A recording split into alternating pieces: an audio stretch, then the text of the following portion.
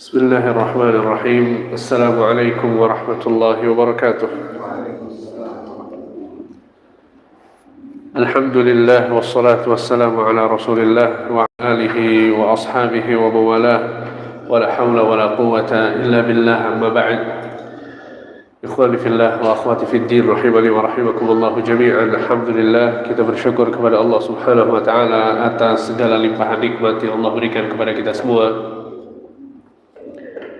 sehingga pada kesempatan pagi hari ini kembali Allah Subhanahu wa taala mempertemukan kita dalam forum talabul ilm, dan ini merupakan salah satu amal saleh yang sangat agung di sisi Allah Subhanahu wa taala. Dan juga apa yang kita lakukan pada kesempatan kali ini adalah bagian dari berusaha untuk mengisi 10 hari pertama bulan Dzulhijjah dengan amal saleh. Nabi sallallahu alaihi wasallam bersabda, "Afdalu ayyamid dunya al-'ashr." Sebaik-baik hari di dunia adalah 10 hari pertama bulan Dzulhijjah. Bahkan dalam sebuah hadis Nabi SAW mengatakan, "Ma min ayyamin al-'amalu salihu fihinna khairun wa ahabbu ila Allah min hadhihi al-ayyam al-'ashr." Kata Nabi SAW, sesungguhnya tidak ada amal saleh yang lebih baik, lebih agung, lebih dicintai oleh Allah daripada amal saleh yang dilakukan di 10 hari pertama bulan Dzulhijjah.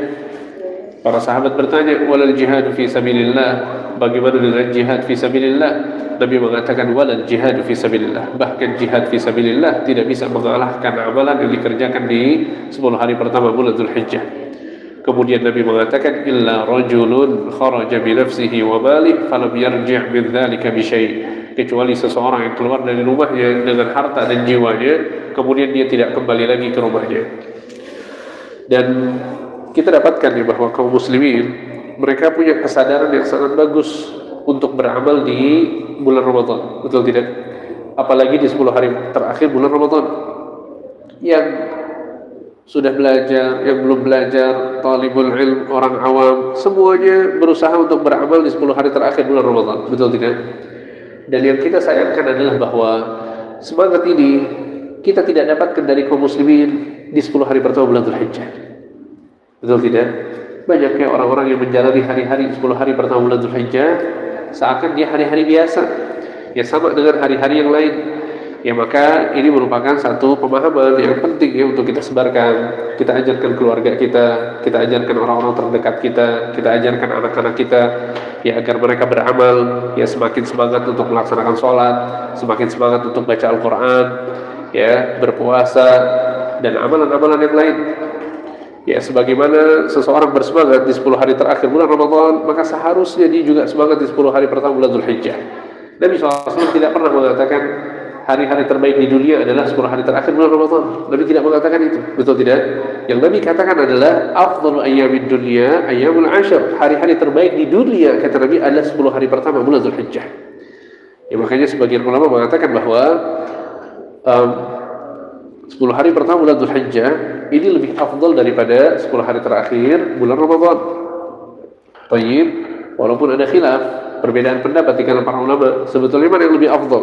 Syekhul Islam Ibnu Taimiyah rahimahullah, beliau punya pendapat bagus. Ya kata beliau, siang harinya 10 hari pertama bulan Dzulhijjah itu lebih afdal daripada 10 hari terakhir bulan Ramadan.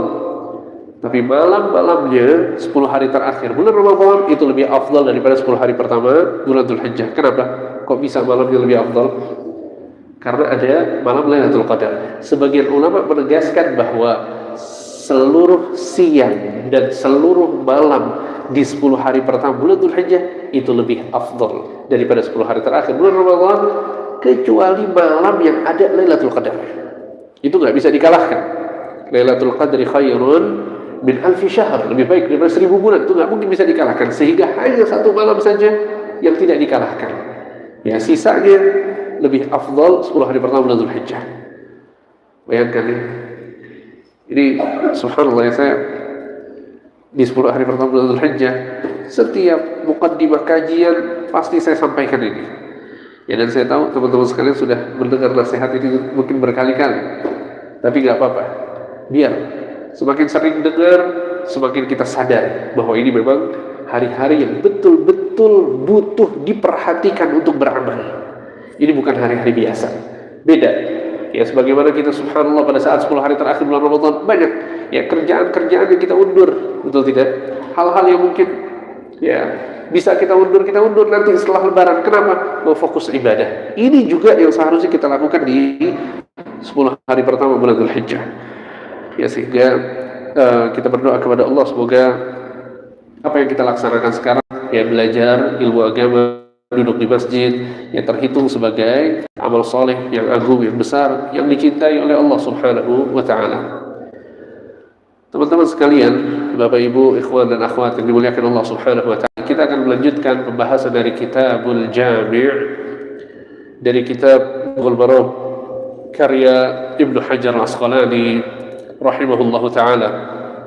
Dan sebagaimana yang kita ketahui bahwa kitab ini adalah kitab yang sangat bagus untuk dikaji, sangat bagus untuk dipelajari, untuk didalami isi kandungannya. Ya, karena buku ini ya menghimpun hadis-hadis Nabi Sallallahu Alaihi Wasallam yang menjelaskan tentang adab-adab seorang muslim dan muslimah dalam kesehariannya, dan betapa penting kita belajar adab, teman-teman. Adab adalah ilmu tersendiri. Gak semua orang menguasai ilmu tentang adab. Yang menguasainya pun gak semuanya bisa mempraktekkannya dalam kehidupan. Betul tidak? Penting ya adab, akhlak, bagaimana kita ya menjalani keseharian kita untuk diri sendiri, ya berinteraksi dengan orang-orang yang ada di sekitar kita. Ini perlu ilmu, ada ilmunya. Ya, kalau dalam urusan dunia orang-orang belajar tentang ilmu komunikasi, ya bagaimana jadi pemimpin, bagaimana kemudian jadi customer service misalnya, bagaimana jadi pekerjaan-pekerjaan tertentu, ya ternyata ada ilmunya. Maka bagaimana kemudian seorang muslim, seorang muslimah yang menjalani kehidupan, ya taat kepada Allah, taat kepada Rasul, ya maka harus memperhatikan tentang bagaimana adab dan akhlak yang seharusnya ada dalam diri. Ya, sehingga di antara wasilah untuk mempelajari adab dan akhlak adalah kitab yang kita pelajari, yaitu Kitabul Jami' dari Bulughul Maram karya Ibnu Hajar Al-Asqalani rahimahullahu taala. Kita masuk ke hadis yang keempat. Judul hadis ini adalah larangan berbisik antara dua orang ketika sedang bertiga. Judul hadis ini adalah larangan berbisik antara dua orang ketika sedang bertiga.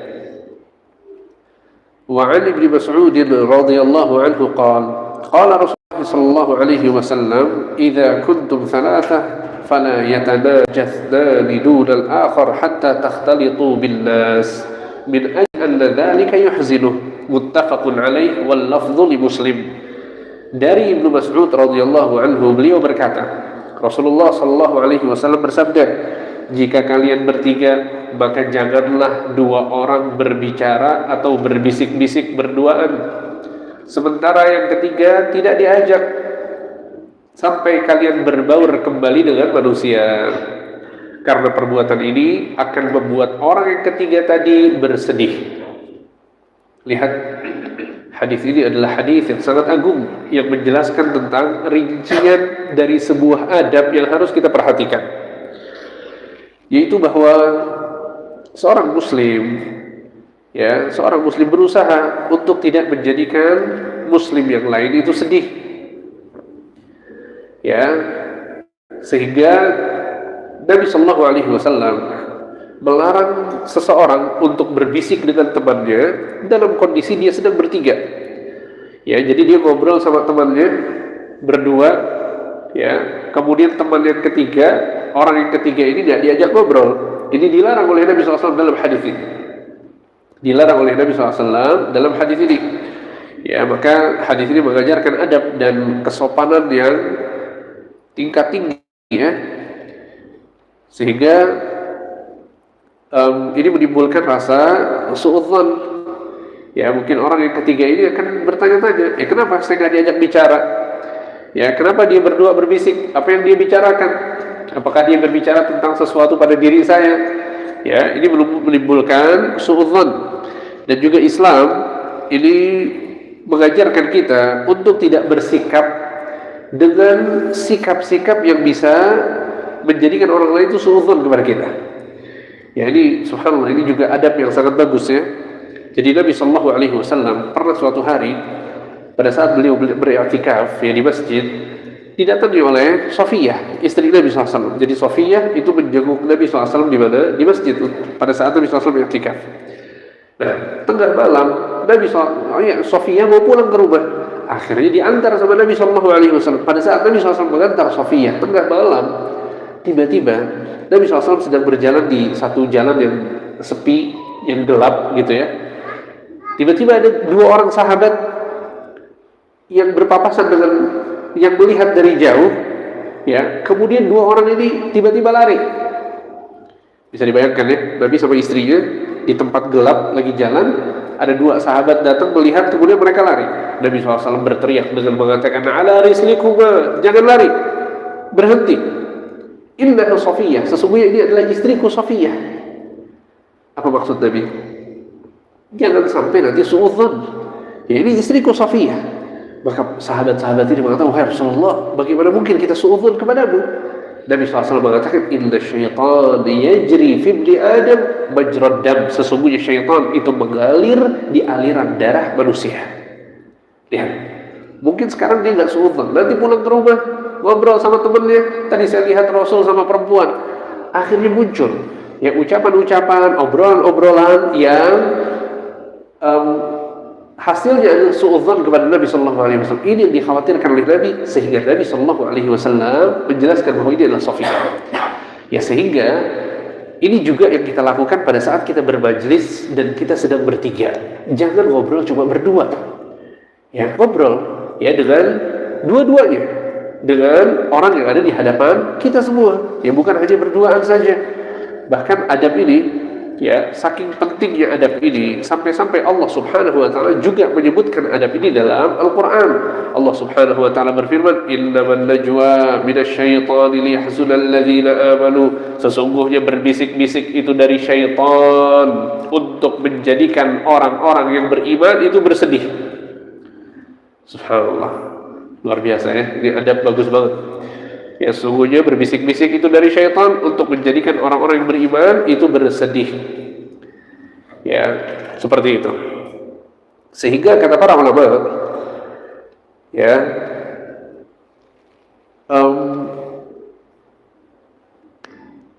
larangan ini tidak berlaku jika ya di majelis tersebut ada orang yang lebih dari tiga. Ya, katakanlah kita di satu majelis, kemudian ada 10 orang, ada 12 orang. Ya, kita ngobrol sama yang satu, ya nggak masalah. Yang lain bisa ngobrol sama yang lain. Paham ya? Sehingga ini tidak menimbulkan kecurigaan pada saat seseorang itu hanya berbicara dengan satu orang saja. Ya, sehingga larangan ini, ya, kalau kemudian ada banyak orang di situ, maka nggak masalah.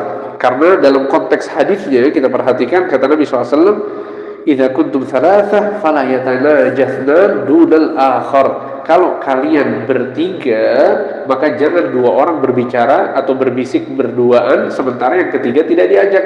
Hatta takhtalitu binnas, sampai kalian berbaur kembali dengan manusia. Jadi kalau sudah berbaur dengan manusia, ya maka nggak masalah seperti itu. Ya. Baik. Dan juga hadis ini juga mencakup jika di majelis tersebut adalah jumlahnya katakanlah 4 orang, ya, kemudian yang 3 orang berbicara ngobrol bareng, yang satu ditinggal, ini juga masuk dalam larangan. Paham ya? Atau misalnya ada katakanlah 5 orang yang diajak ngobrol itu cuma 4, yang satu dibiarkan, ini juga masuk dalam larangan hadis ini. Ya, intinya adalah jangan sampai kemudian ada satu orang yang tidak diikut sertakan. Kalau kemudian yang tidak diikut sertakan ada 2 orang, 3 orang, ya kita ngobrol sama yang satu, yang lain ngobrol sama yang lain, ini nggak masalah. Seperti itu. Ya, dan juga kata para ulama, termasuk dalam larangan ini, ketika ada 3 orang, Lalu yang dua berbicara dengan satu bahasa yang tidak difahami oleh orang yang ketiga. Ini juga nggak boleh. Ya, terkadang kita dapatkan ya, subhanallah ada 3 orang, yang 2 orang Jawa misalnya, yang satu lagi orang Sumatera ya. Subhanallah dia ngobrol pakai bahasa Jawa, akhirnya orang Sumatera kesian, ya nggak ngerti. Ya, makanya ini juga berlaku, nggak boleh seperti itu. Ya, ini bagian dari berbisik yang dilarang. Ya, karena ini menimbulkan kecurigaan. Ya, dia nggak tahu, bisa jadi lagi ngomongin dia, ya, atau akhirnya menimbulkan suudzon kepada 2 orang yang berbicara tersebut, seperti itu. Ya. Baik, maka ini adalah hadis yang keempat, yaitu larangan berbisik antara 2 orang ketika sedang bertiga. Kemudian hadis yang berikutnya, judul dari hadis yang berikutnya itu hadis kelima adalah adab dalam bermajlis. Adab dalam bermajlis. Wa 'an Ibnu Umar radhiyallahu anhu qala Rasulullah sallallahu alaihi wasallam la yuqimu ar-rajulu ar-rajula min majlisihi thumma yajlisu fihi walakin tafassahu wa tawassa'u, muttafaqun alaih. Dari Ibnu Umar, beliau berkata, Rasulullah sallallahu alaihi wasallam bersabda, janganlah seseorang memaksa saudaranya berdiri dari tempat duduknya agar ia mendapat menempati tempat duduk saudaranya tersebut. Akan tetapi hendaknya mereka saling melapangkan dan merenggangkan sehingga saudaranya yang baru datang itu bisa duduk. Ya, lagi-lagi ini adalah hadis yang sangat agung, yang sangat mulia, yang berbicara tentang ya adab yang cukup rinci yang kita butuhkan pada saat kita bermajlis. Ya, jadi ada 2 adab yang bisa kita pelajari dari hadis ini. Yang pertama adalah adab untuk seseorang yang baru datang ke sebuah majlis. Ya, adab yang pertama dalam hadis ini adalah adab seseorang yang baru datang ke sebuah majlis. Ya, maka orang yang baru datang ke sebuah majlis yang sudah dihadiri oleh orang-orang yang lebih dulu datang, ya hendaknya dia duduk di tempat yang masih kosong. Dia duduk di tempat yang masih kosong. Ya, jadi nggak boleh seseorang memaksa orang lain untuk bangkit dari tempat duduknya agar kemudian dia dapat tempat tersebut. Ya, kalau mau dapat tempat yang bagus, apa yang harus dilakukan? Datangnya lebih dulu. Ya, datangnya lebih dulu. Sehingga dia bisa pilih di mana dia mau duduk. Tapi kalau dia datangnya terlambat, ya, dan orang-orang sudah pada datang duluan, ya sudah, kita datang di mana, kita duduk di mana tempat itu masih kosong, ya.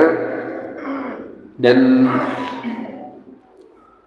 hal ini, ya,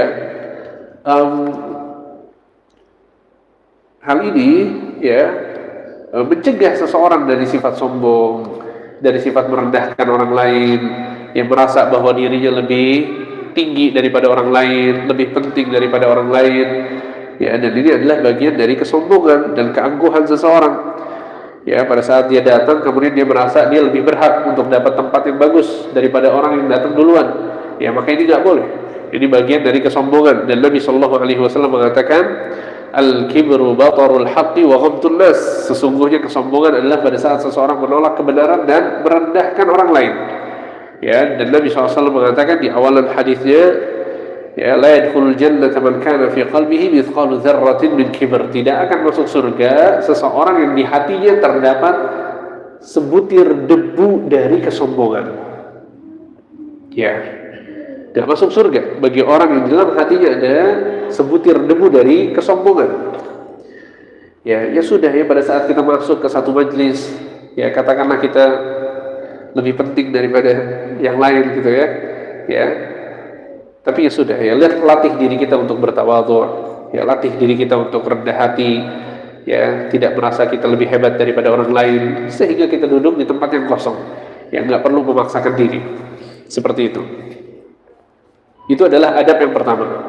Kemudian adab yang kedua adalah adab untuk orang yang sudah hadir di majelis, kemudian ada orang baru datang. Apa yang harus dilakukan? Ya, yang dianjurkan di dalam hadis ini adalah bahwa kalau kita sudah di majlis, kemudian ada teman kita, ada orang lain mau gabung di majlis tersebut, maka perintah Nabi SAW adalah tafassahu wa tawassa'u, lapangkanlah dan renggangkanlah majlis. Ya, jadi ini subhanallah ya, kalau kedua belah pihak ngerti adabnya, indah. Ya, yang datang nggak mau maksa orang lain untuk bangkit, tapi subhanallah yang sudah hadir juga sadar bahwa mungkin orang ini butuh tempat, akhirnya dia renggangkan majelisnya. Ya, mungkin kalau majelis-majelis semacam masjid seperti ini, masya Allah ya, masih ada tempat kosong. Terkadang kita di rumah misalnya lagi kumpul keluarga, ya tempat duduknya terbatas, ya betul-betul harus geser baru orang bisa duduk. Ini diantara adabnya. Ya, kalau kita yang datang, ya sudah. Ya, nggak dapat tempat duduk, ya nggak usah duduk. Dapat tempat duduk yang ya biasa-biasa aja. Ya, ada sofa, ada kursi kayu. Yang kosong kursi kayu. Nggak usah maksa orang yang ada di sofa buat bangkit. Ya sudah, kita duduk di kursi yang kayu. Nggak apa-apa. Ya, tapi kalau kemudian kita sebagai orang yang duduk di majelis tersebut terlebih dahulu, maka kita lapangkan. Ya, kita renggangkan supaya orang itu bisa dapat tempat yang bagus. Ya, tempat yang nyaman. Seperti itu. Ya, dan juga adab ini juga diperintahkan oleh Allah Subhanahu wa taala dalam Al-Qur'an, dalam surat Al-Mujadilah ayat 11.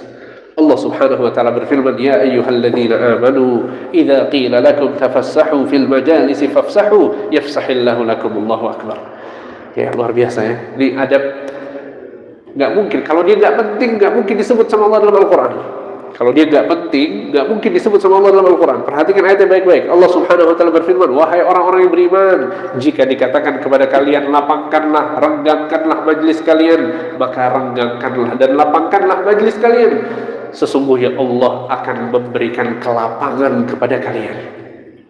Jadi ini adalah pahala untuk orang yang suka memberikan tempat duduk kepada orang lain pada saat bermajlis. Ya, dan terkadang kita dapati orang-orang seperti itu ya, masya Allah. Ya, di rumah nih lagi kumpul keluarga, kemudian datang, masya Allah, kadang dia bangkit, kadang dia siapkan tempat, ayo duduk di sini, dia ambil kursi misalnya. Orang yang seperti ini akan dilapangkan oleh Allah Subhanahu Wa Taala. Ya, siap mengamalkan adab ini. Siap insya Allah ya. Ini adab bagus banget loh. Gak semua orang sikapnya seperti ini. Ya, khususnya di tempat-tempat yang sempit ya. Ya, dia inisiatif kemudian cari kursi misalnya, cari bangku, mempersilahkan dia atur majelis supaya orang yang baru datang ini bisa duduk. Orang yang semacam ini, kata Allah Subhanahu wa taala, yafsahillahu lakum. Allah akan berikan kelapangan kepadanya. Apa maksud Allah akan berikan kelapangan? Kelapangan dalam hal apa? Ada yang tahu? Kita ngasih tempat duduk buat orang, kata Allah bakal dikasih kelapangan untuknya. Kelapangan dalam hal apa? Kata para ulama, ketika ayatnya umum, maka maknanya adalah kelapangan secara umum. Masuk di dalamnya, kata para ulama tafsir, kelapangan di surga kelak. Akan dilapangkan surga yang dia akan tinggal di dalamnya. Allahu Akbar. Kenapa? Karena suka ngasih tempat duduk pada saat di dunia. Ajib. Ya, ini agama Islam. Ya, sebagian ulama di antara Syaukani mengatakan, yuwassi'illahu lakum fil jannah. Niscaya Allah memberikan kelapangan bagi kalian di surga. Au fi kulli ma turiduna tafassuh fihi minal makan war rizqi wa ghairihima. Dan juga kelapangan pada setiap perkara yang kalian inginkan, baik berupa tempat, rizki atau yang lainnya. Allahu Akbar. Ya, jadi diberikan kelapangan, bisa jadi kita diberikan kelapangan di rumah kita, rumah yang lapang, rumah yang luas, rumah yang nyaman. Ya, dan juga bisa jadi maksud dari kelapangan adalah rizki. Allah akan berikan kelapangan pada rizki. Dan para ulama menjelaskan ya, apa yang dimaksud dengan majlis dalam hadis ini. Majlis yang seperti apa? Maka para ulama mengatakan maksudnya adalah majlis secara umum. Ya, baik majlis yang berkaitan dengan majlis taklim, ya, seperti kajian seperti ini.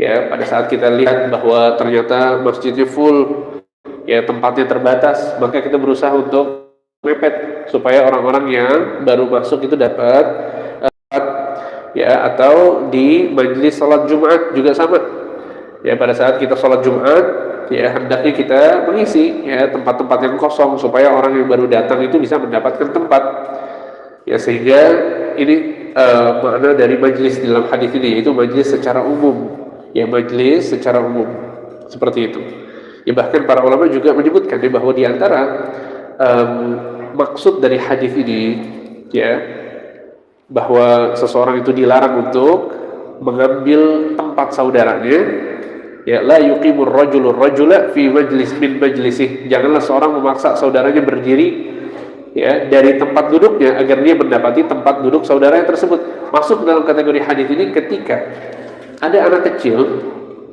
yang sholat di shaf awal ya, maka dilarang untuk ya kita mengambil tempatnya. Paham ya?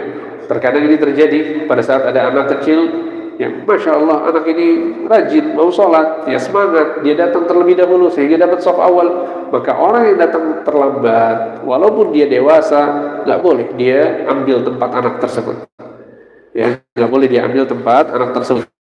Fatwa dari Syekh Ibnu Utsaimin rahimahullahu taala ya, kecuali kondisinya kalau anak itu kemudian ya mengganggu, anak itu kemudian ya nggak betul-betul mau sholat yang mengganggu orang sekitarnya, boleh kita rapikan, kita atur ya, nggak masalah. Tapi kalau anak itu betul-betul mau sholat dan juga ganggu, maka ya nggak boleh kita mengambil tempatnya, seperti itu. Kemudian di antara yang disebutkan oleh para ulama dalam hal ini adalah bagaimana jika ada seseorang yang dihormati ya, seperti seorang ustadz misalnya, datang di suatu majlis atau di suatu perkumpulan gitu ya, lalu ada orang yang bangkit dari majelis tersebut ya, apakah boleh bagi orang ini untuk menerima tawaran dari orang tersebut agar duduk di tempatnya ya? Jadi contohnya antum datang ke suatu tempat, ke suatu majelis, Masya Allah antum termasuk orang yang dihormati di majelis tersebut misalnya ya, ada satu tempat, ini tempat bagus ya, di depan ya, kemudian kursinya juga bagus.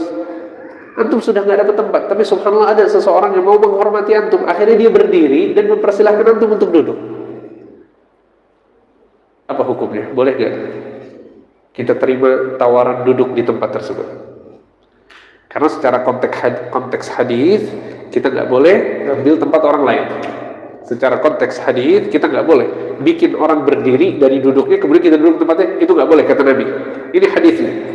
Tapi kalau kemudian ada orang yang menawarkan tempat duduknya untuk kita, diterima atau tidak? Gimana mas? Biar adil ya. Abdullah bin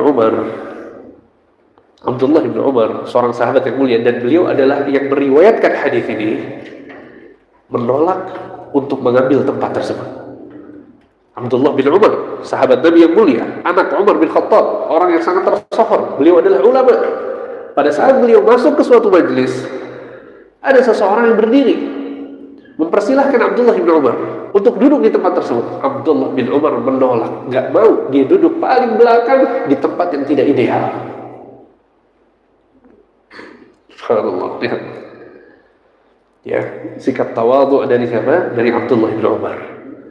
Dan kita butuh akhlak tawadhu, teman-teman sekalian, butuh sekali. Abdullah bin Umar ini orang hebat, dijamin surga ya. Mustahil kita nggak kasih tempat duduk kita ke Abdullah bin Umar, betul nggak?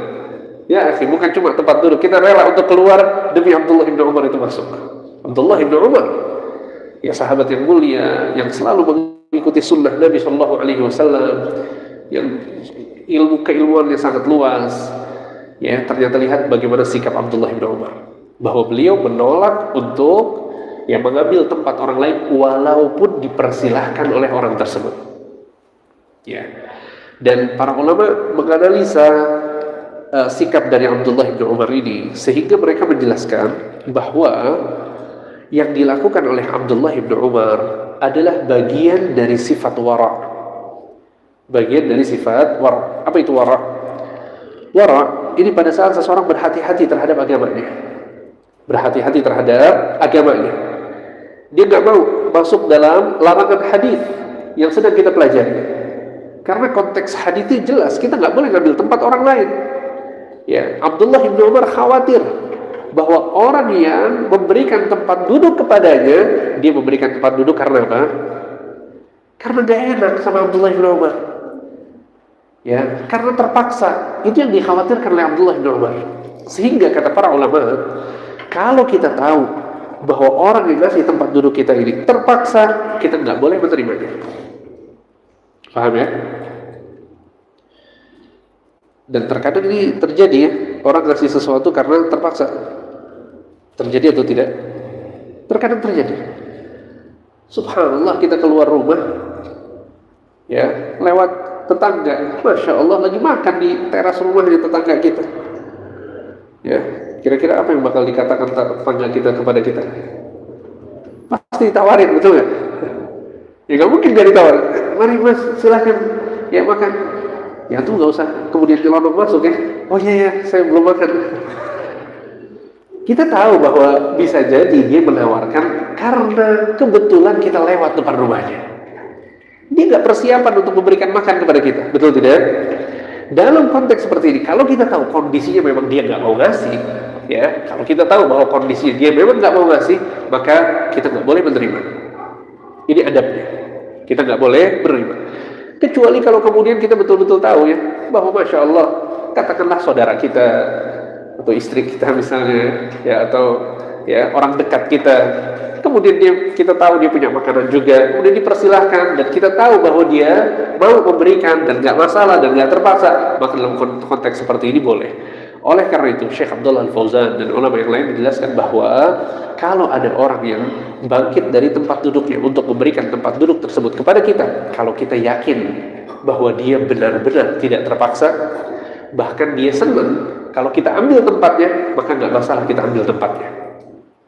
Ya, nggak masalah kita ambil tempatnya. Ya, apalagi kalau sekali lagi ya, kita yakin dengan hal tersebut. Katakanlah yang ngasih tempat kita adalah anak kita misalnya, ya, anak kita sebagai bakti dia kepada kita, ya mungkin dia bakal marah kalau kita nggak ambil tempatnya.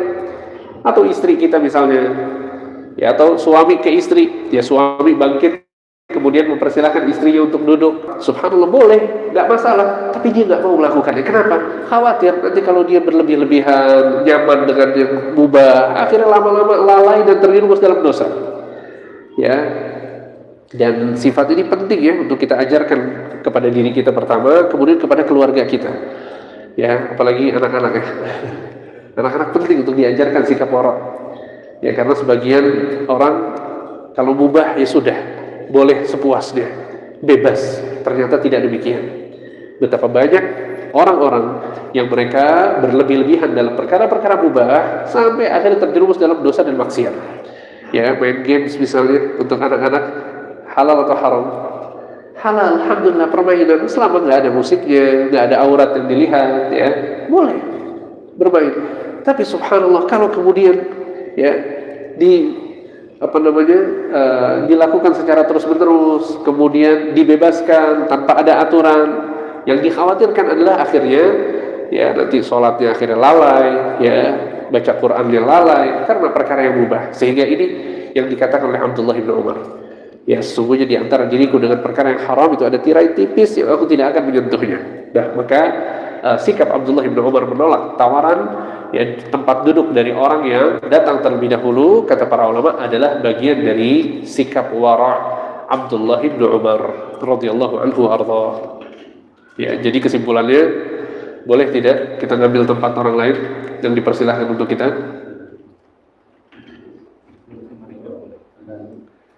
Kalau dia nggak terpaksa boleh. Ya, kalau kira-kira terpaksa jangan. Ya, jangan diambil seperti itu. Baik. Kemudian kita masuk ke hadis yang berikutnya, yaitu hadis yang ke-6.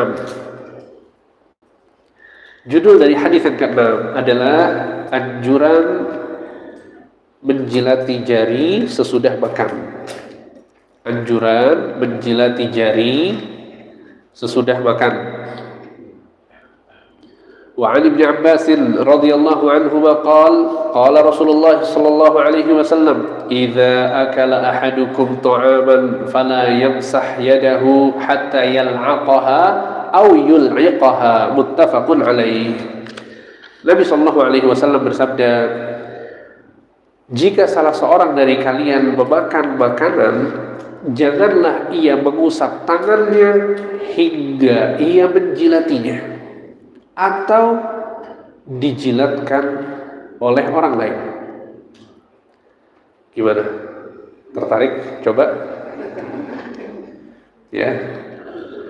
Yang pertama, bahwa ini adalah hadis dari Nabi Sallallahu Alaihi Wasallam, ya, sehingga dengan lapang dada kita menerimanya, dengan lapang dada, ya, mengamalkannya, insyaallah, ya. InsyaAllah kita mengamalkannya. Nanti akan saya jelaskan rincian dari apa kata para ulama tentang hadis ini. Ya, sehingga ini adalah satu adab yang penting, ya, untuk dilakukan oleh setiap muslim dan muslimah pada saat makan, yaitu memiliki perhatian terhadap, ya, makanan yang dia makan agar tidak tersisa. Ya, memiliki perhatian terhadap makanan yang dia makan agar tidak tersisa. Dan ini kebiasaan yang penting untuk dibangun, ya, dalam hati, di diri dan kepribadian seorang muslim, seorang muslimah. Ya, perlu juga kita mendidik anak-anak kita untuk melakukan adab ini, ya, bahwa pada saat dia makan maka nggak boleh ada sisa. Ya, makanya kita ajarkan, ya, keluarga kita, anak-anak kita, bahwa pada saat mengambil makanan itu ngambilnya nggak terlalu banyak, ambilnya secukupnya, ya, dan dia punya tanggung jawab untuk menghabiskan seluruh makanan. Ya, kalau kemudian dia nggak tahu makanan ini rasanya seperti apa, kita kasih tahu dulu bahwa ini makanan pedas misalnya, atau makanan rasanya seperti ini, seperti itu. Ya, kalau dia mau coba dulu, silahkan. Ya, suruh anak kita coba dulu. Kalau suka baru ambil. Ya, kalau nggak suka nggak usah diambil. Jangan sampai terbuang, jangan sampai tersisa. Ya, subhanallah, lagi-lagi ini adalah rincian adab yang diajarkan oleh Islam kepada kita. Ya, sehingga seseorang pada saat dia makan, ya, kemudian selesai makannya, sebelum dia mencuci tangannya, disunnahkan untuk menjilati tangan yang digunakan untuk makan, supaya tidak tersisa sama sekali makanan yang menempel di tangannya. Ini adalah perintah di dalam hadis ini. Ya, dan juga bahkan Nabi SAW memerintahkan kita, kalau ada makanan yang jatuh, maka apa yang dilakukan? Ambil makanannya, kemudian kalau menempel kotoran, buang kotorannya dan makan. Ini perintah Nabi Sallallahu Alaihi Wasallam. Ya, sebagian orang mungkin lalai, ya, ada sesuatu yang jatuh, ya sudah, ya, diambil pakai tisu kemudian dibuang. Lalu Nabi SAW tidak mengajarkan seperti itu. Yang Nabi ajarkan adalah bahwa makanan yang diambil, kemudian kotorannya dibersihkan, kemudian kita makan. Perhatikan hadisnya baik-baik. Nabi SAW mengatakan, "Idza waqa'at luqmatu ahadikum falyakhudha." Jika makanan kalian jatuh, maka ambillah, kata Nabi. Jika makanan kalian jatuh, maka ambillah. Falyumit ma kana biha min adza wal yakulha. Dan hendaknya dia bersihkan makanan tersebut dari kotoran yang menempel, lalu makanlah. Ya, tentu ini adalah dalam konteks makanan itu masih bisa dibersihkan, ya. Terkadang mungkin ada makanan yang nggak bisa dibersihkan, seperti makanan yang cair misalnya, ya, atau lengket, ketika jatuh nggak bisa lagi diambil, ya sudah, ya, qadarullah ma syaa fa'al, sudah, ya, mau nggak mau harus dibuang. Baik, tapi kalau makanan tersebut, ya, katakanlah kue misalnya, ya, atau nasi yang masih bisa dipungut dan ternyata masih bisa dibersihkan, ya, maka diambil. Baik, dan juga di zaman Nabi SAW dan para sahabat, ya, makanan kalau terjatuh, ya, kemungkinan besar dia terjatuh pada pasir, pada tanah, ya, karena ini rumah mereka seperti itu. Tapi alhamdulillah kita dikasih nikmat sama Allah, fasilitas hidup yang luar biasa, ya. Rumah kita bersih, lantainya bersih, ya, meja juga bersih, ya, sehingga kalau ada terjatuh makanan bisa kita ambil dan bisa kita makan, ya, nggak masalah. Baik, sehingga ini perintah dari Nabi SAW. Kemudian Nabi SAW mengatakan di lanjutan hadisnya, wala yada'ha lisyaitan, dan jangan sisakan makanan kalian untuk siapa? Untuk syaitan. Untuk syaitan. Wala yamsah yadahu bil mindil, dan janganlah kalian mengusap tangan kalian dengan sapu tangan. Dengan tisu kalau zaman sekarang. Dicuci pakai air, jangan dicuci dulu, jangan dibersihkan dulu kata Nabi, hatta yal'aqa asabi'ah, sampai menjilati jari jemarinya. Gimana? Siap mengamalkan hadis ini? Ini kita belum bicara tentang dijilat seorang lain ya. Sebagian orang ngejilat jarinya sendiri aja dia nggak mau. Betul tidak? Perintah Nabi SAW, alhamdulillah. Hadisnya sahih. Riwayat siapa hadis? Muttafaqun alaih. Riwayat Bukhari dan Muslim. Nabi benar-benar mengucapkan ucapan ini. Kalau kita dengar hadis itu, bayangkan Nabi SAW di hadapan kita, kemudian nyuruh kita sesuatu. Ayo, kamu sekarang lagi makan, jilat jari kamu. Ini perintah Nabi ke kita. Kalau orang tua kita yang memerintahkan, kita lakukan atau tidak? Pasti kita lakukan. Orang tua kita orang yang kita hormati. Bagaimana kalau yang memerintahkan adalah Nabi SAW? Sehingga Nabi SAW mengatakan hatta yal'aqa asabi'ah, sampai dia menjilati jari jemarinya. Kemudian akhir hadisnya kata Nabi, fa innahu la yadri fi ayyi ta'amihil barakah, sesungguhnya dia tidak tahu di mana letak keberkahan pada makanannya. Allahu akbar.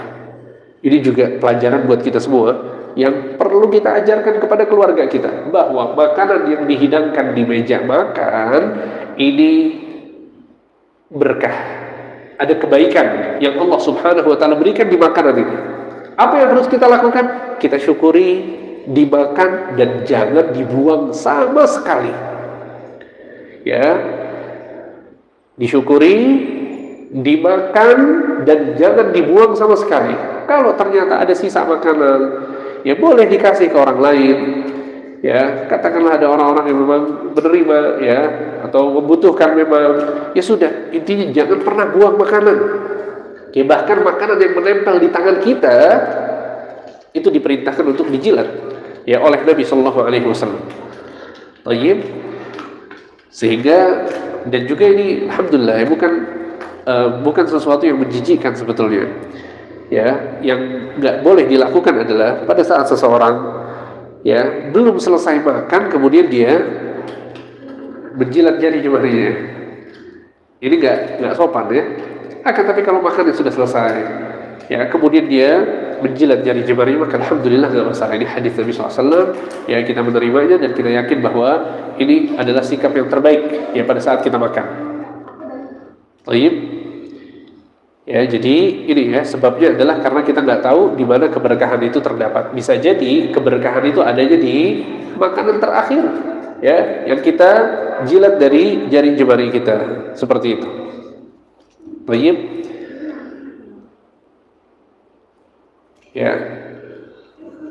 Dan juga dalam hadis lain disebutkan bahwa Nabi SAW memerintahkan untuk membersihkan tempat makan. Membersihkan tempat makan yang disebut dengan saltul qas'ah. Saltul qas'ah, membersihkan tempat makan, maksudnya adalah sisa-sisa yang menempel di piring itu diambil kemudian dimakan. Jadi usahakan jangan ada satu nasi pun yang tersisa di piring kita.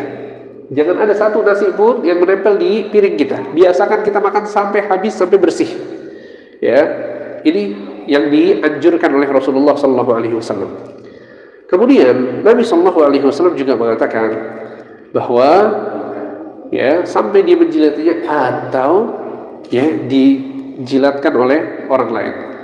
Apa maksudnya? Maksudnya jelas sudah dijilatkan oleh orang lain, itu maksudnya. Tapi sebagian ulama itu menambahkan bahwa ini dilakukan oleh orang-orang yang memang ada kecintaan dengan kita Contohnya siapa? Pasangan misalnya istri, suami sama istri, orang tua sama anak, baik, nggak masalah insyaallah. Apalagi suami istri mungkin dia suami istri yang nggak ada batasan, ya, sehingga cuma sekedar ya menjilati jari jemari selama ini nggak masalah, ya. Jadi Syekh Abdullah Al-Fauzan mengatakan, ini saya nukilkan perkataan beliau, qad yushkil ala ba'd an-nas il'aq al-asabi' li ghairi. Sebagian orang mungkin heran, ya, pada saat diperintahkan untuk menjilati jari jemari orang lain.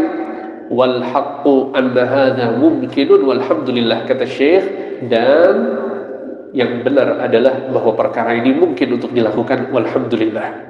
Faqad yakunu baina ar-rajuli wa zawjatihi min al-mahabbah ma yashulu ala kulli wahidin minhuma an yal'aqa asabi' al-akhar. Sesungguhnya betapa ya antara suami dan istri itu saling mencintai sehingga memudahkan mereka berdua untuk melakukan perintah ini. Waqad yata'atta hadza min al-walad li abi, dan ini juga bisa dilakukan oleh seorang anak untuk ayahnya. Wa Nabi SAW la yaqulu illa haqqan. Kemudian Syekh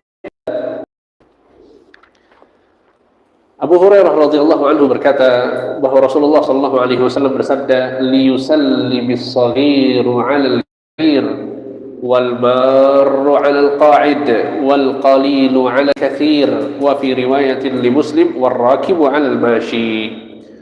Hendaknya yang muda memberi salam kepada yang lebih tua, yang berjalan hendaknya memberi salam kepada yang duduk, dan yang sedikit memberi salam kepada yang banyak. Dan dalam riwayat lain, dalam Sahih Muslim disebutkan, dan yang berkendara hendaknya memberi salam kepada yang berjalan. Ya, maka hadis ini memberikan penjelasan kepada kita tentang adab yang harus diperhatikan ketika seseorang itu berpapasan dengan muslim yang lain. Ya, yaitu dengan mengucapkan salam. Dan mengucapkan salam ini menumbuhkan kecintaan ya kepada sesama muslim. Nabi sallallahu alaihi wasallam mengatakan, kata Nabi SAW, la yadkhulul jannata hatta tu'minu wa la tu'minu hatta tahabbu wa la adullukum ala syai'in idza fa'altumuhu tahabbtum afshus salama bainakum. Kata Nabi SAW, sesungguhnya kalian tidak akan masuk surga sampai kalian beriman, dan kalian tidak akan beriman sampai kalian saling mencintai. Maukah kalian aku beritahukan tentang satu amalan, jika kalian melakukannya, kalian akan saling mencintai. Apa itu? Afshus salama bainakum. Sebarkanlah salam di antara kalian. Ya, sehingga hadis ini adalah dalil yang menunjukkan bahwa menyebarkan salam ini menumbuhkan kecintaan. Ya, di hati kita kepada orang lain dan di hati orang lain kepada kita. Ya, bagus ya pada saat kita lewat berpapasan sama orang, kita sampaikan assalamualaikum. Dan assalamualaikum adalah doa, ya, doa keselamatan, kesejahteraan, supaya nggak kena mudarat, supaya nggak kena ya hal-hal yang buruk ya di jalan, di rumah, ya, sehingga ini adalah doa yang bisa mempererat ya kasih sayang sesama kaum muslimin. Baik. Dan ternyata dalam mengucapkan salam ini ada adab-adabnya.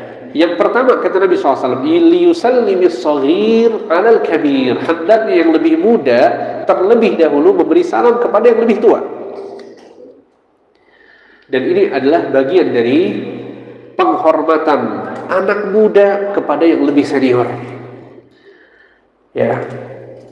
Sehingga kalau kita bertemu dengan orang yang lebih tua, kita duluan yang salam.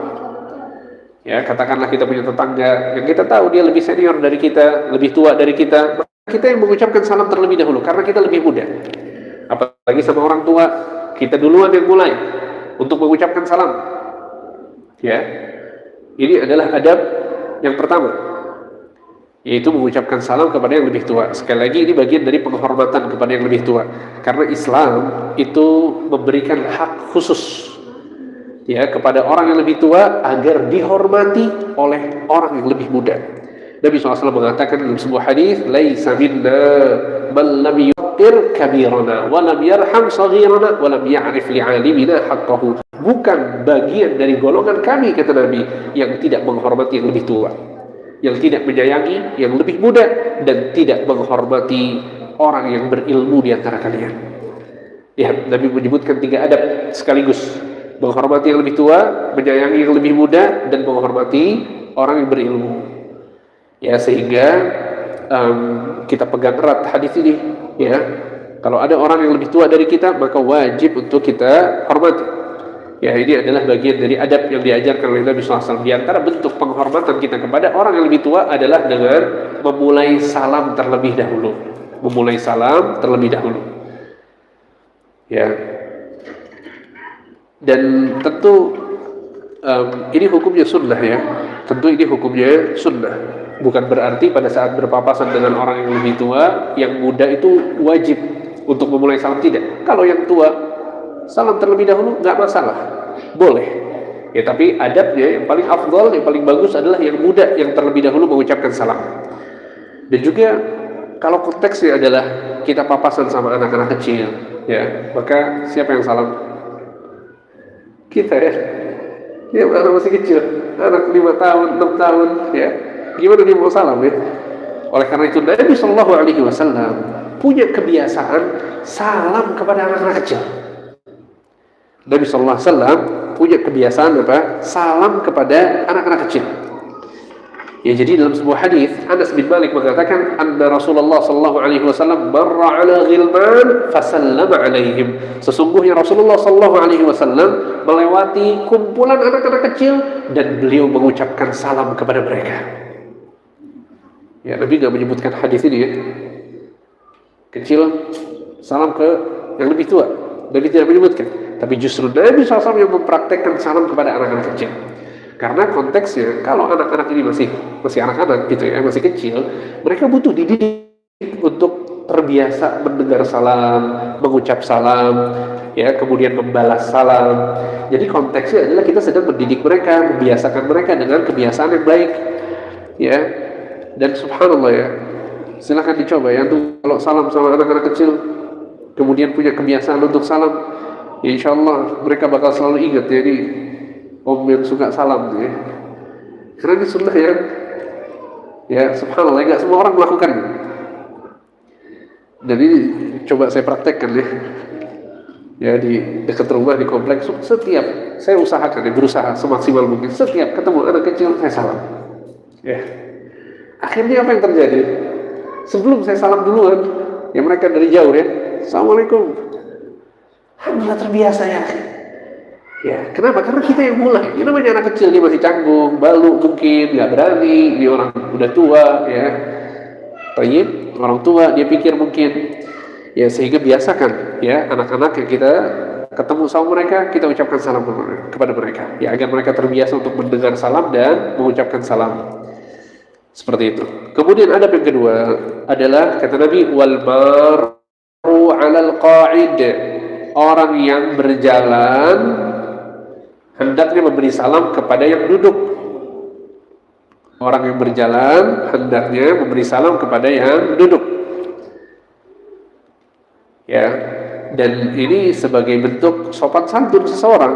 Ya, ketika dia berjalan nih di satu tempat, katakanlah di gang misalnya, atau di jalan, atau di lorong misalnya, di kantor atau di sekolah atau di kampus gitu, ya, dia lewat, kemudian ada orang-orang yang duduk duduk di lorong tersebut misalnya, di tempat duduk, kita kemudian lewat, ya, maka orang yang lewat ini yang lebih berhak untuk mengucapkan salam terlebih dahulu, ya. Dan sekali lagi ini bagian dari sopan santun seseorang yang melewati orang lain, ya, apalagi konteksnya orang lagi duduk, ya, dia mengucapkan salam. Sekali lagi ini hukumnya sunnah. Kalau kemudian ternyata yang duduk salam duluan juga nggak masalah, ya, nggak ada dosa di situ, ya. Tapi yang lebih afdal, yang lebih bagus, yang lebih utama adalah orang yang berjalan itu yang mengucapkan salam kepada yang duduk. Kemudian yang ketiga, wal qalilu 'alal katsir. Dan hendaknya jumlah yang sedikit terlebih dahulu mengucapkan salam kepada yang jumlahnya banyak. Ya, kita lagi jalan 3 orang, kemudian berpapasan dengan 10 orang. Mana yang mengucapkan salam? Yang 3 orang. Yang 3 orang yang mengucapkan salam. Ya, seperti itu. Kemudian yang keempat adalah warrakibu 'alal mashi. Yang naik kendaraan hendaknya memberi salam kepada yang sedang berjalan. Ya, yang naik kendaraan hendaknya memberi salam kepada yang berjalan. Ya, subhanallah, ini diatur sama Islam, ya. Dan biasanya orang yang naik kendaraan apalagi kendaraannya bagus, ya, apalagi motornya besar, ya. Biasanya mungkin ya kemudian muncul di hatinya bahwa dia punya mobil, dia punya motor, ya. Subhanallah, pada saat dia melewati orang yang sedang berjalan, dia ucapkan salam. Ini menghancurkan sifat kesombongan, sifat ujub, ya, dan bagian dari tawadhu seseorang. Walaupun dia naik mobil, tapi dia turunin kacanya, kemudian dia sapa orang, Assalamualaikum warahmatullahi wabarakatuh. Ya, luar biasa. Ya, tolong ini dibiasakan, ya. Apalagi antum tinggal di sini, ya, tiap keluar perumahan harus lewatin satpam, betul nggak? Ya, tolong setiap lewat salam. Setiap lewat salam, ya, usahakan setiap lewat salam, buka kacanya, ucapkan salam, ya.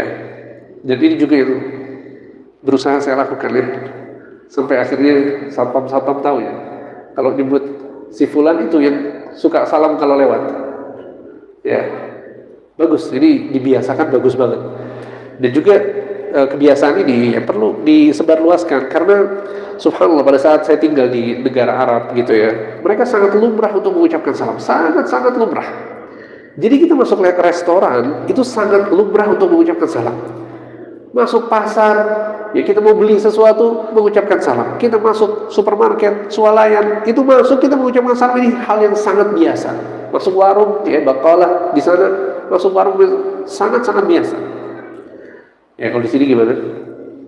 Masuk Indomaret misalnya, ada yang ucapkan salam, ya. Baik, sehingga maksudnya adalah bahwa ini penting, ya, untuk kita biasakan. Penting sekali untuk kita biasakan. Seperti itu. Baik, sekali lagi 4 adab ini, ya, semuanya hukumnya sunnah. Kalau kemudian berlawanan yang dilakukan, nggak masalah. Ya, ternyata yang berjalan salam ke orang yang naik kendaraan juga boleh, nggak masalah. Ya kan, tapi sunnahnya adalah sebagaimana yang disebutkan. Ya, kemudian jika yang berpapasan memiliki sifat yang sama, setara, sama-sama jalan, sama-sama naik motor, jumlahnya sama, 2 orang sama 2 orang, siapa yang seharusnya lebih afdal untuk salam? Kata Nabi SAW, wa khairuhum alladhi yabda'u bis salam, dan yang terbaik di antara keduanya adalah yang lebih dahulu memberi salam. Ya, jadi seseorang bersegera untuk memulai salam lebih dahulu, itu yang lebih afdal. Kemudian, ya, sebagian ulama juga menyebut bahwa jika sekelompok orang banyak melewati sekelompok orang yang sedikit yang sedang duduk, mana yang salam duluan? Tadi kita katakan bahwa yang banyak itu yang sedikit itu salam dulu ke yang banyak, betul, ya? Dan orang yang berjalan itu salam kepada orang yang sedang duduk. Nah, ini sekarang kondisinya adalah bahwa yang lagi lewat nih banyak, ya, atau orang yang banyak melewati sekelompok orang yang sedikit yang sedang duduk, ya, atau sebaliknya, ya. Jadi yang duduk banyak, yang jalan sedikit. Mana yang lebih dahulu? Afwan, yang jalan itu banyak, yang duduk sedikit. Mana yang lebih didahulukan? Apakah sifat dia sebagai orang yang berjalan itu yang menjadikan dia salam duluan, atau jumlah yang sedikit yang seharusnya menjadikan dia salam duluan padahal sedang duduk? Imam Nawawi rahimahullah, beliau berpendapat bahwa yang memulai memberi salam adalah yang lewat, walaupun jumlah mereka lebih banyak. Ya, walaupun jumlah mereka lebih banyak, tetap mereka yang salam terlebih dahulu. Kenapa? Karena orang yang lewat itu sama hukumnya seperti orang yang masuk ke dalam rumah. Ya, ini bagian dari sopan santun seseorang pada saat melewati orang-orang, ya, dia mengucapkan salam seperti itu. Ya, dan juga di antara adab dalam mengucapkan salam adalah bahwa seseorang mengucapkan salam ketika dia, ya, melewati kumpulan orang, atau dia masuk ke satu tempat, di situ ada banyak orang, maka hendaknya dia mengucapkan salam kepada seluruh orang yang ada di tempat tersebut. Dia tidak hanya mengucapkan salam ke orang yang dia kenal saja, Dan ini kesalahan yang terkadang terjadi, ya, bahwa dia salamannya, nyapanya cuma kepada orang yang dia kenal aja. Padahal orang yang dia kenal ini lagi sama teman-temannya. Ya, salaman sama semuanya, ya senyum sama semuanya, ya kemudian ucapkan salam kepada semuanya. Dan ini menyelisihi sunnah ya, pada saat seseorang itu hanya salam kepada satu orang saja, padahal dia sedang bersama orang-orang yang lain. Dan ini yang disebut dengan at-taslimul khas. At-taslimul khas. Abdullah bin Mas'ud pernah suatu hari beliau sedang bersama sahabat-sahabatnya, tiba-tiba ada orang yang datang kenal sama Abdullah bin Mas'ud tapi nggak kenal sama teman-temannya Abdullah bin Mas'ud. Orang ini datang kemudian mengucapkan salam menyapa hanya kepada Abdullah bin Mas'ud. Kata Abdullah bin Mas'ud, sesungguhnya aku pernah mendengar Nabi SAW mengatakan, inna min asyratis sa'ah, sesungguhnya di antara tanda dekatnya hari kiamat adalah pada saat seseorang itu menyapa hanya kepada orang yang dia kenal saja. Ya, jadi ini penting ya, teman-teman sekalian, bahwa kalau kita ketemu sama teman kita lagi sama teman-teman yang kita nggak kenal, kita salaman sama semua, kita sapa semuanya, ya. Kalau mau kenalan silahkan sekalian kenalan ya. Tapi intinya adalah salam dan menyapa mereka semua, ya, tanpa membeda-bedakan. Seperti itu. Dan ini menumbuhkan rasa cinta, ya, hubungan yang erat ya dengan sesama kaum muslimin, seperti itu.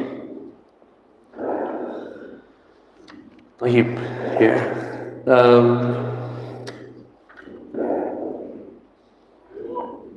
Saya rasa cukup mungkin ya sampai di sini. Insyaallah kita akan lanjutkan hadis yang ke-8, ke-9 dan seterusnya pada pertemuan yang akan datang. Ya.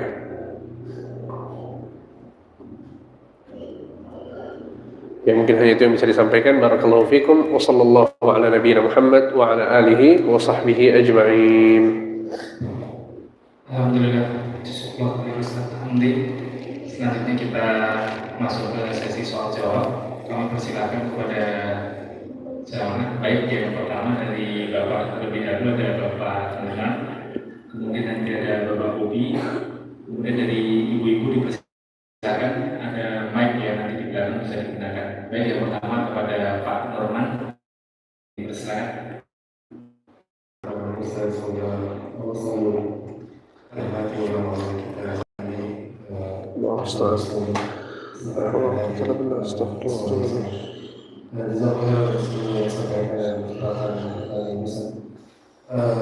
Izin dari ketika kita bicara tentang hadis yang dibahas yang kedua, nanti dulu, apakah itu tidak bisa kita melihatnya dari perspektif ketika kita masuk ke dalam sebuah organisasi atau sebuah kantor, kita orang baru gitu, terus kita diajak bergabung ke sebuah organisasi atau bergabung di sebuah kantor, katakan seperti itu. Adakah juga ada semisal ini yang harus kita pikirkan gitu ya. Misalnya kita dapat amanah di mana sebelumnya ada orang yang tadinya di amanah tersebut, atau senior kita di situ yang dikatakanlah diubah posisinya untuk memberikan kesempatan bagi kita hadir, itu sebaiknya ada seperti apa? Baik, barakallahu fikum. Semoga Allah rahmati ulama-ulama kita ya. Tapi saya bukan bagian dari mereka yang sama sekali ya. Saya sama seperti teman-teman sekalian ya, kita sama-sama talibul ilm. Ya subhanallah, kita duduk untuk membahas hadis-hadis Nabi SAW yang dijelaskan oleh para ulama. Dan tentu beda konteksnya ya. Kalau halnya adalah seperti perusahaan atau misalnya di satu organisasi yang kemudian kita dipekerjakan di sana, kemudian ada kontrak kerjanya, ya sudah. Ya, kita bukan berarti sedang mengambil pekerjaan orang lain. Lain halnya kalau memang di situ ada unsur kezaliman, waliyadzubillah, ya ketika dia mengambil hak orang lain, ya yang seharusnya dimiliki oleh orang lain, kemudian malah dia ambil secara paksa, ya tanpa ada keridhaan, padahal orang tersebut punya kontrak tertentu yang belum selesai misalnya, kemudian digeser, ya Ya mungkin ini bisa jadi sebuah kezaliman yang nggak boleh untuk dilakukan. Tapi kalau kemudian ya posisinya memang dipindah ya ke posisi lain, ya lalu kita yang mengisi posisi tersebut, ya maka insya Allah nggak masalah ya, dan bukan dan tidak masuk dalam kategori hadis yang sedang kita bahas. Baik. Tapi tentu ya seseorang berusaha untuk menjaga hubungan dengan orang lain, ya apalagi kalau kemudian ya orang yang lebih senior dan kita sadar bahwa posisi tersebut cukup bagus gitu ya untuk diduduki oleh seseorang, ya memiliki fasilitas yang banyak dan lain sebagainya, dan kita tahu bahwa orang tersebut mungkin ya sebetulnya dia mau lanjut terus di sana, ternyata kontraknya sudah selesai dan dipindah tugaskan, dan itu konsekuensi dari pekerjaan. Ya kita berusaha untuk jaga hubungan, ya, dan ini diantara bentuk adab ya, walaupun kita berhak untuk menempati posisi tersebut, tapi kita berusaha untuk menjaga ya hubungan kita dengan orang tersebut. Seperti itu mungkin ya. Wallahu a'lam.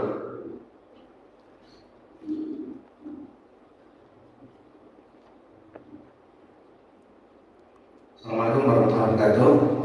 Assalamualaikum warahmatullahi wabarakatuh. Jazakallahu khairan Ustaz. Waiyak. Silakan. Mungkin pertanyaannya untuk yang ada memberi salam kepada sesama Ustaz. Bagaimana dengan adab kepada lawan jenis gitu? Misalnya kita ketemu di jalan dan kebetulan kita ketemu lawan jenis dalam kaitan begini, kita kenal gitu ya, karena memang ada relasi pekerjaan atau gimana gitu ya. Tapi karena lawan jenisnya kita bingung juga gitu ya, kalau saya pribadi gitu ya, berasal akrabnya enak, kalau nggak akrab jalan doang kok ya ada perasaan ganjil juga gitu ya. Kira-kira yang tepat seperti apa gitu. Terus sama satu lagi, kalau yang ini mungkin pertanyaan bonus saja sih, yang masalah yang menjilati tangan sampai bersih setelah makan. Kalau misalnya apakah ini bisa diterapkan juga kalau saling berbagi tempat minum gitu? Kalau gitu kira-kira apakah juga hal yang sama misalnya ada minum yang kan kita lihat minum kan sisa gitu ya, sisa dari buah ya seringnya dibuang seperti itu. Apakah itu terus kita minum saja bagaimana? Baik. Makasih. Ya, barakallahu fiik. Ya. Terima kasih atas bonusnya juga ya.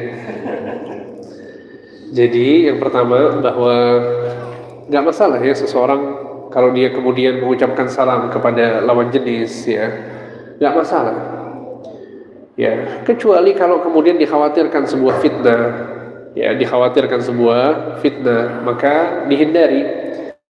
Tapi pada asalnya kita mengucapkan salam kepada siapapun, ya muslim, muslimah, kita ucapkan salam, nggak masalah. Ya, nggak masalah.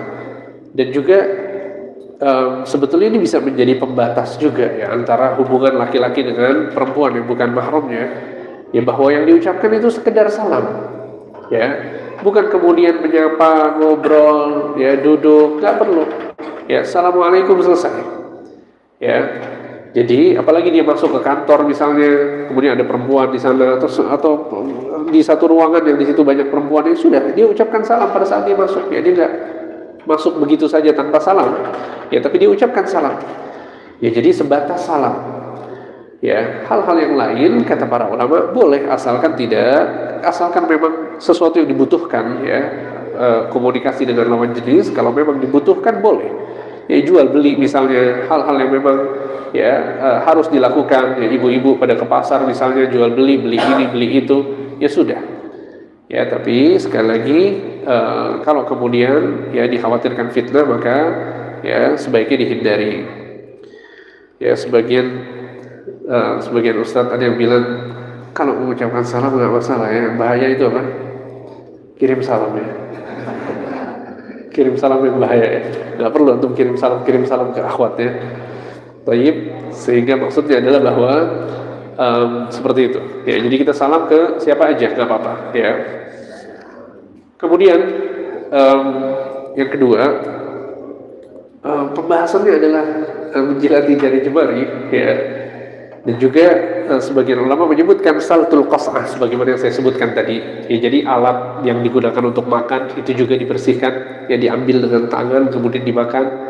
Ya, yang nempel seperti nasi misalnya yang nempel, kemudian ada sayur yang masih tersisa misalnya yang kecil-kecil itu diambilin semuanya kemudian dimakan. Ya sunnahnya seperti itu.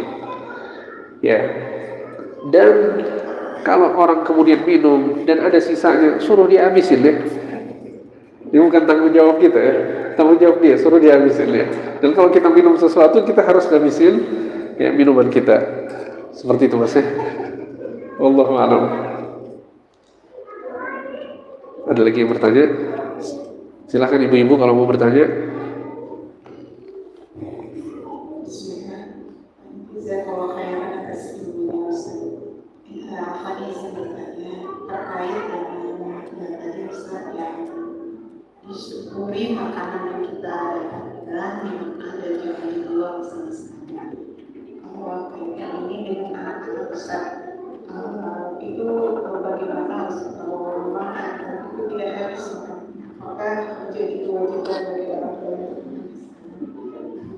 Dan ada rasa gimana ya mubazir ya, tapi satu sisi kadang seorang ibu merasanya begitu ibu apakah tidak banyak buang. Baik. Terus yang kedua tadi kan dikatakan bahwa lengkap keberkahan ketika kita makan itu tidak tahu di mana, dan yang menjadi sedikit keberkahan itu apakah ditujukan kepada seseorang saja ataukah itu menyeluruh ketika memang tidak habis makanannya lalu dibuang atau itu keberkahannya akan hilang untuk keluarganya atau seperti itu mohon penjelasan. Baik. Barakallahu fikum. Ya, jadi makanan itu adalah nikmat dari Allah. Ya, saking besarnya nikmat makanan ini sampai-sampai Allah Subhanahu wa taala menitipkan keberkahan di tiap makanan yang kita makan. Allahu Akbar, lihat. Ya, apalagi kalau makanan tersebut makanan halal, ya makanan tersebut dibeli dari nafkah suami yang halal, hasil keringat suami yang kerja, ya selama 1 bulan, kemudian dapat harta, kemudian dibelanjakan makanan, beli beras, beli ya macam-macam, kemudian dihidangkan di meja makan. Ini keberkahan yang luar biasa. Ya, ini adalah keberkahan yang luar biasa sehingga Allah Subhanahu wa taala menitipkan keberkahan pada setiap nikmat yang Allah berikan kepada kita. Bukan makanan. Yang sedang kita bahas adalah pada makanan yang kita makan. Ya, dan keberkahan adalah tujuan kehidupan kita, betul tidak? Dalam setiap sisi kehidupan kita cari keberkahan. Kita kerja nih, kita mau dapat berkah dari keberkahan yang kita berkahannya. Pada saat kita menuntut ilmu, cari adalah keberkahan dari ilmu tersebut. Ya, sehingga keberkahan adalah tujuan ya dari segala aktivitas yang kita lakukan. Makanya pada saat seorang menikah, cara mendoakannya gimana? Apa yang kita ucapkan? Barakallahu lakuma wa baraka alaikuma wa jama'a bainakum fi khair. Semoga Allah berikan keberkahan kepada kalian berdua. Ya, yang didoakan itu bukan harta. Ya, yang didoakan bukan momongan, yang didoakan bukan katakanlah rumah, ya kendaraan, ya, tapi yang didoakan adalah keberkahan. Kenapa? Karena keberkahan adalah kebaikan secara umum. Seluruh kebaikan, ya, yang tetap, yang bertambah itu adalah hakikat dari keberkahan. Ya, sehingga kita nggak mau membatasi diri kita dengan kebaikan cuma dengan harta saja, cuma dengan kesehatan saja, nggak mau. Kita mau dapat seluruh kebaikan, dan itu adalah hakikat dari keberkahan. Ya, sehingga saat kita makan makanan, Allah menitipkan keberkahan di sana. Kita mau keberkahan tersebut kemudian kita makan dan ya habis, ya nggak dibuang. Itu yang pertama. Kemudian kedua, kalau kemudian kita punya anak, ya subhanallah dia makan nggak habis, ya maka kalau orang tuanya bisa menghabiskan, ini yang lebih afdal tentunya. Ini tentunya yang lebih afdal. Ya kalau kemudian nggak bisa, katakanlah sudah kenyang. Ya, Syekh Ibnu Utsaimin yang menyebutkan bahwa kalau kemudian seseorang yang ambil makanan, qadarullah yang dia ambil makanannya banyak dan dia nggak bisa melanjutkannya lagi. Kalau dia melanjutkannya, itu bisa memberikan mudarat kepada dirinya. Maka ya Syekh Ibnu Utsaimin menjelaskan nggak masalah kalau dia nggak makan, nggak masalah kalau dia nggak makan. Yang terkadang ini terjadi ya, qadarullah kita ngambil apa misalnya ambil makanan, ambil sambal misalnya. Subhanallah, pedas banget.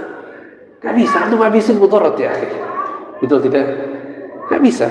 Ya mau dihabisin semua bisa bahaya buat kita. Ya sudah, ya seseorang gak menghabiskannya, insya Allah gak masalah. Ya insya Allah gak masalah. Tapi lain kali hati-hati gitu ya. Lain kali hati-hati. Sehingga maksudnya adalah bahwa kalau orang tuanya bisa makan, alhamdulillah. Kalau enggak, ya sudah.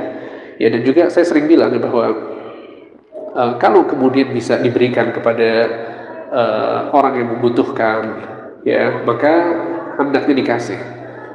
Ya katakanlah kita punya ART yang bisa dibawa bekas-bekas makanan kemudian dikasih untuk hewan, untuk ayam misalnya atau untuk ikan misalnya, maka itu yang sebaiknya ditempuh gitu ya. Jadi jangan sampai ada yang kebuang ke tempat sampah. Ya pada saat itu adalah sebuah makanan. Ya dan ini subhanallah ya, ini adalah adab yang sangat detail, yang sangat rinci, yang mungkin tidak diperhatikan kecuali oleh orang-orang yang ya memiliki rasa syukur yang tinggi. Ya sehingga kita berusaha semaksimal mungkin agar tidak terbuang sama sekali. Seperti itu. Ya Allahu a'lam.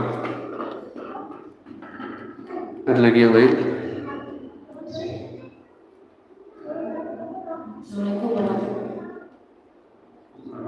Assalamualaikum warahmatullahi wabarakatuh. Hai Ustaz, atas kesempatan dan ilmunya. Ini izin bertanya semoga Allah memberi Ustaz Hamdi sebagai dan itu untuk sini kita mampu ilmunya. Ini terkait tadi, misalnya kita ada seorang murid yang Ustaz bermajelis itu ada tuh ketika ada seorang guru, apakah kita harus berjuang untuk menyampiri guru kita atau dalam kondisi kita tidak apa kita nggak menyalahkan guru kita yang kondisinya jauh itu Ustaz. Baik. Baik. Ya kalau untuk akhwat ya, untuk ibu-ibu sekalian kemudian merasa dapat manfaat dari ustadz yang menyampaikan ilmu, ya nggak apa-apa ya, nggak perlu nyamperin ustadznya kemudian bilang terima kasih ya, kami nggak perlu, nggak apa-apa ya. Tapi kalau kemudian papasan misalnya di jalan ya, kemudian dia akan salam, bagus ya, sebagai bentuk penghormatan, nggak masalah ya. Tapi kalau kemudian setelah kajian misalnya ya datang ke tempat ustadznya atau menghampiri, ya saya rasa nggak perlu ya, cukup didoakan ya, diamalkan ilmu yang disampaikan, dan itu yang paling diharapkan oleh seorang pendidik ya, seorang guru ya. Sehingga pada saat kita mengajarkan ilmu kepada orang lain, yang paling kita harapkan adalah ilmu ini bisa bermanfaat, jadi tambahan ilmu, jadi penguat untuk keimanan seseorang, kemudian dia termotivasi untuk beramal dan diamalkan dalam kesehariannya. Itu lebih dari cukup ya, itu lebih dari cukup ya. Terkadang saya juga dapat pertanyaan ya, sebagian orang, Ustadz apakah kita harus kenal sama Ustadz yang menyampaikan ilmu ya? Karena sebagian orang mungkin dia mau ya kenal sama Ustadz, kemudian dia bisa melayani Ustadz ya, sebagai bentuk penghormatan dan membalas kebaikan yang dia telah dapatkan dari Ustadz tersebut. Maka kita katakan bahwa nggak masalah ya, nggak kenal sama Ustadz pun nggak masalah. Ustadz akan sangat senang, sangat bahagia ketika antum memahami ilmu yang disampaikan dan mengamalkan ilmu tersebut. Itu sudah lebih dari cukup. Itu sudah lebih dari cukup. Ya kalau kemudian ya kita dapat kesempatan ya untuk memuliakan, dapat kesempatan untuk menghormati, untuk memberikan, katakanlah ya ucapan terima kasih kepadanya, mengucapkan jazakallahu khairan, gak masalah kalau memang ada kesempatan. Ya tapi kalau tidak pun gak masalah. Ya sehingga khusus untuk akhwat nggak perlu ya, nyamperin ustadznya nggak perlu. Tapi kalau kemudian papasan boleh mengucapkan salam. Ya adapun para bapak-bapak ya ikhwan ya, bagusnya kalau beres kajian nggak apa-apa, samperin ustadznya kemudian salam, sampaikan jazakallahu khairan ya, syukran kepada ustadz. Ini bagus banget ya, bagus banget, dan ini akan sangat membahagiakan hati ustadz ya, bahwa ternyata ilmu yang disampaikan itu bermanfaat dan orang-orang senang dengan ilmu tersebut. Karena diantara adab yang disebutkan oleh para ulama ya, yang penting untuk diperhatikan oleh para tulabul ilm, para penuntut ilmu, adalah bahwa pada saat kita belajar dari seseorang, tunjukkan bahwa kita butuh kepada ilmunya. Walaupun kita sudah dengar ilmu yang disampaikan berkali-kali kita sudah menguasai ilmu tersebut. Ya, katakanlah kita belajar tentang satu kitab ini udah kita pelajari. Ya, dan ini sering terjadi ya. Betapa banyak ulama itu mengulang-ulang nanti belajar kitab tauhid, di tempat lain belajar kitab tauhid lagi. Pada saat kita hadir di majelis tersebut dan yang disampaikan sudah kita pahami, ya kita tetap ya menghormati dan juga menunjukkan bahwa kita butuh kepada ilmu tersebut. Ya, sehingga seperti itu ya. Wallahu a'lam. Ada lagi yang bertanya?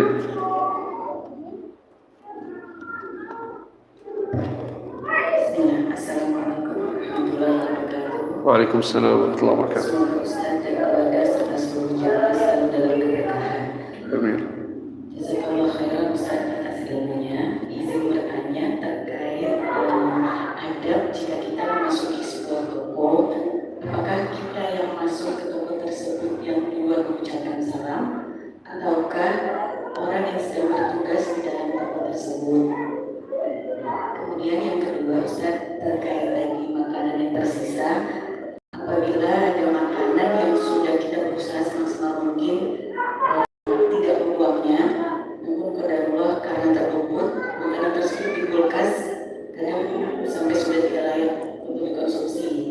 Begitu Ustaz, apakah jika terpaksa harus dibuang dan kondisinya bukan cairan?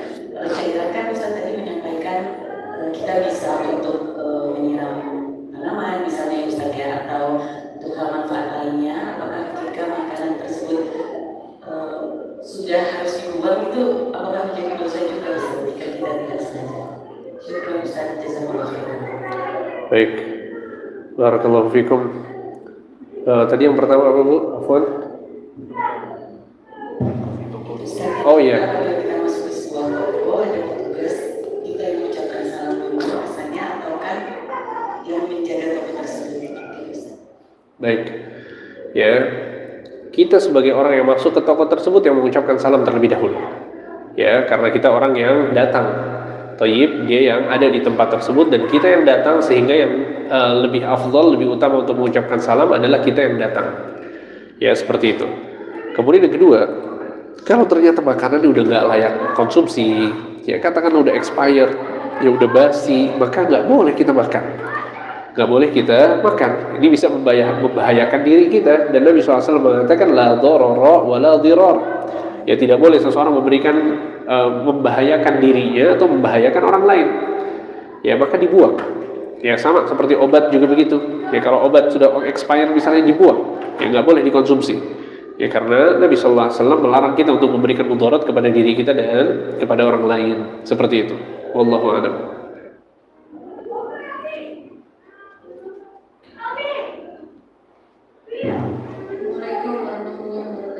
Waalaikumsalam warahmatullahi wabarakatuh. Jazakallah khairan Ustaz atas ilmunya. Semoga Allah selalu menjaga ilmunya Ustaz dan keluarga semua muslimin. Amin. Izin bertanya Ustaz, ini di luar tema, tapi saya jawab Ustaz. Ustaz, kebetulan suami saya kan kerjanya di luar Indonesia ya Ustaz. Jadi jarang pulang, 2 bulan sekali baru pulang. Nah, saya punya anak perempuan yang umur 11 tahun, sama yang pertama pas SMA cowok, yang kedua pas 3 SMP cowok, yang ketiga itu anak perempuan. Nah, kalau ayahnya pulang, kita terus ayahnya tuh kangen gitu kan, mau tidur bareng-bareng gitu sama anak-anak, terutama yang perempuan ini karena dekat sekali. Apakah masih dibolehkan misalnya kalau pas saat berpulang terus tidur bareng-bareng, apakah ada dibolehkan Ustaz? Yang kedua, kami punya 2 anak perempuan. Apakah kalau misalnya tidur di tempat tidur yang sama, apakah diperbolehkan dengan selimut masing-masing? Apakah itu diperbolehkan? Itu ya Ustaz. Jazakallahu khairan Ustaz. Baik. Baik. Tes.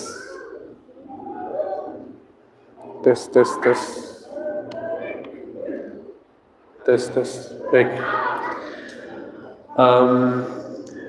Dalam sebuah hadis, ya Nabi Shallallahu Alaihi Wasallam mengatakan, dan hadis ini yang menjelaskan atau yang menjawab pertanyaan yang ibu sampaikan ya.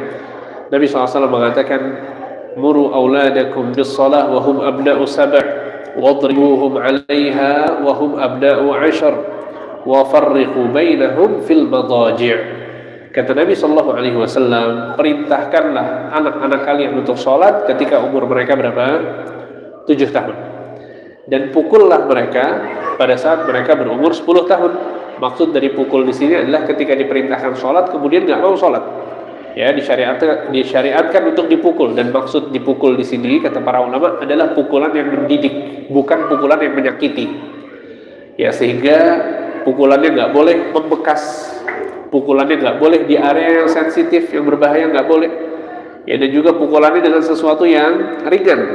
Ya, sesuatu yang ringan yang menunjukkan bahwa orang tuanya sedang marah. Ya, jadi pukulannya itu untuk mendidik, bukan untuk menyakitkan anak tersebut. Kemudian kata Nabi di akhir hadisnya, kalau sudah berumur 10 tahun, wa farriqu bainahum fil madaji', dan pisahkan mereka di tempat tidur mereka. Ya, jadi yang diperintahkan oleh Nabi Sallallahu Alaihi Wasallam tes ya.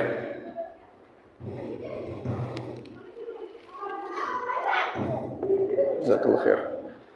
Jadi yang diperintahkan oleh Nabi SAW adalah memisahkan ya anak-anak ya di tempat tidur mereka pada saat umur mereka 10 tahun. Seperti itu. Ya, dan alhamdulillah ya, kebersamaan dengan orang tua, dengan adik dan kakak ya nggak harus pada saat tidur ya, betul tidak? Ya, bisa makan bareng, ya kemudian duduk bareng, ngobrol bareng, ya jalan-jalan bareng, keluar bareng misalnya. Ya, sehingga banyak aktivitas yang bisa dilakukan. Ya, sehingga secara aturan dan anjuran Nabi SAW adalah bahwa ya pada saat anak-anak itu sudah 10 tahun maka ya mereka dapat tempat tidur masing-masing. Seperti itu ya. Wallahu a'lam.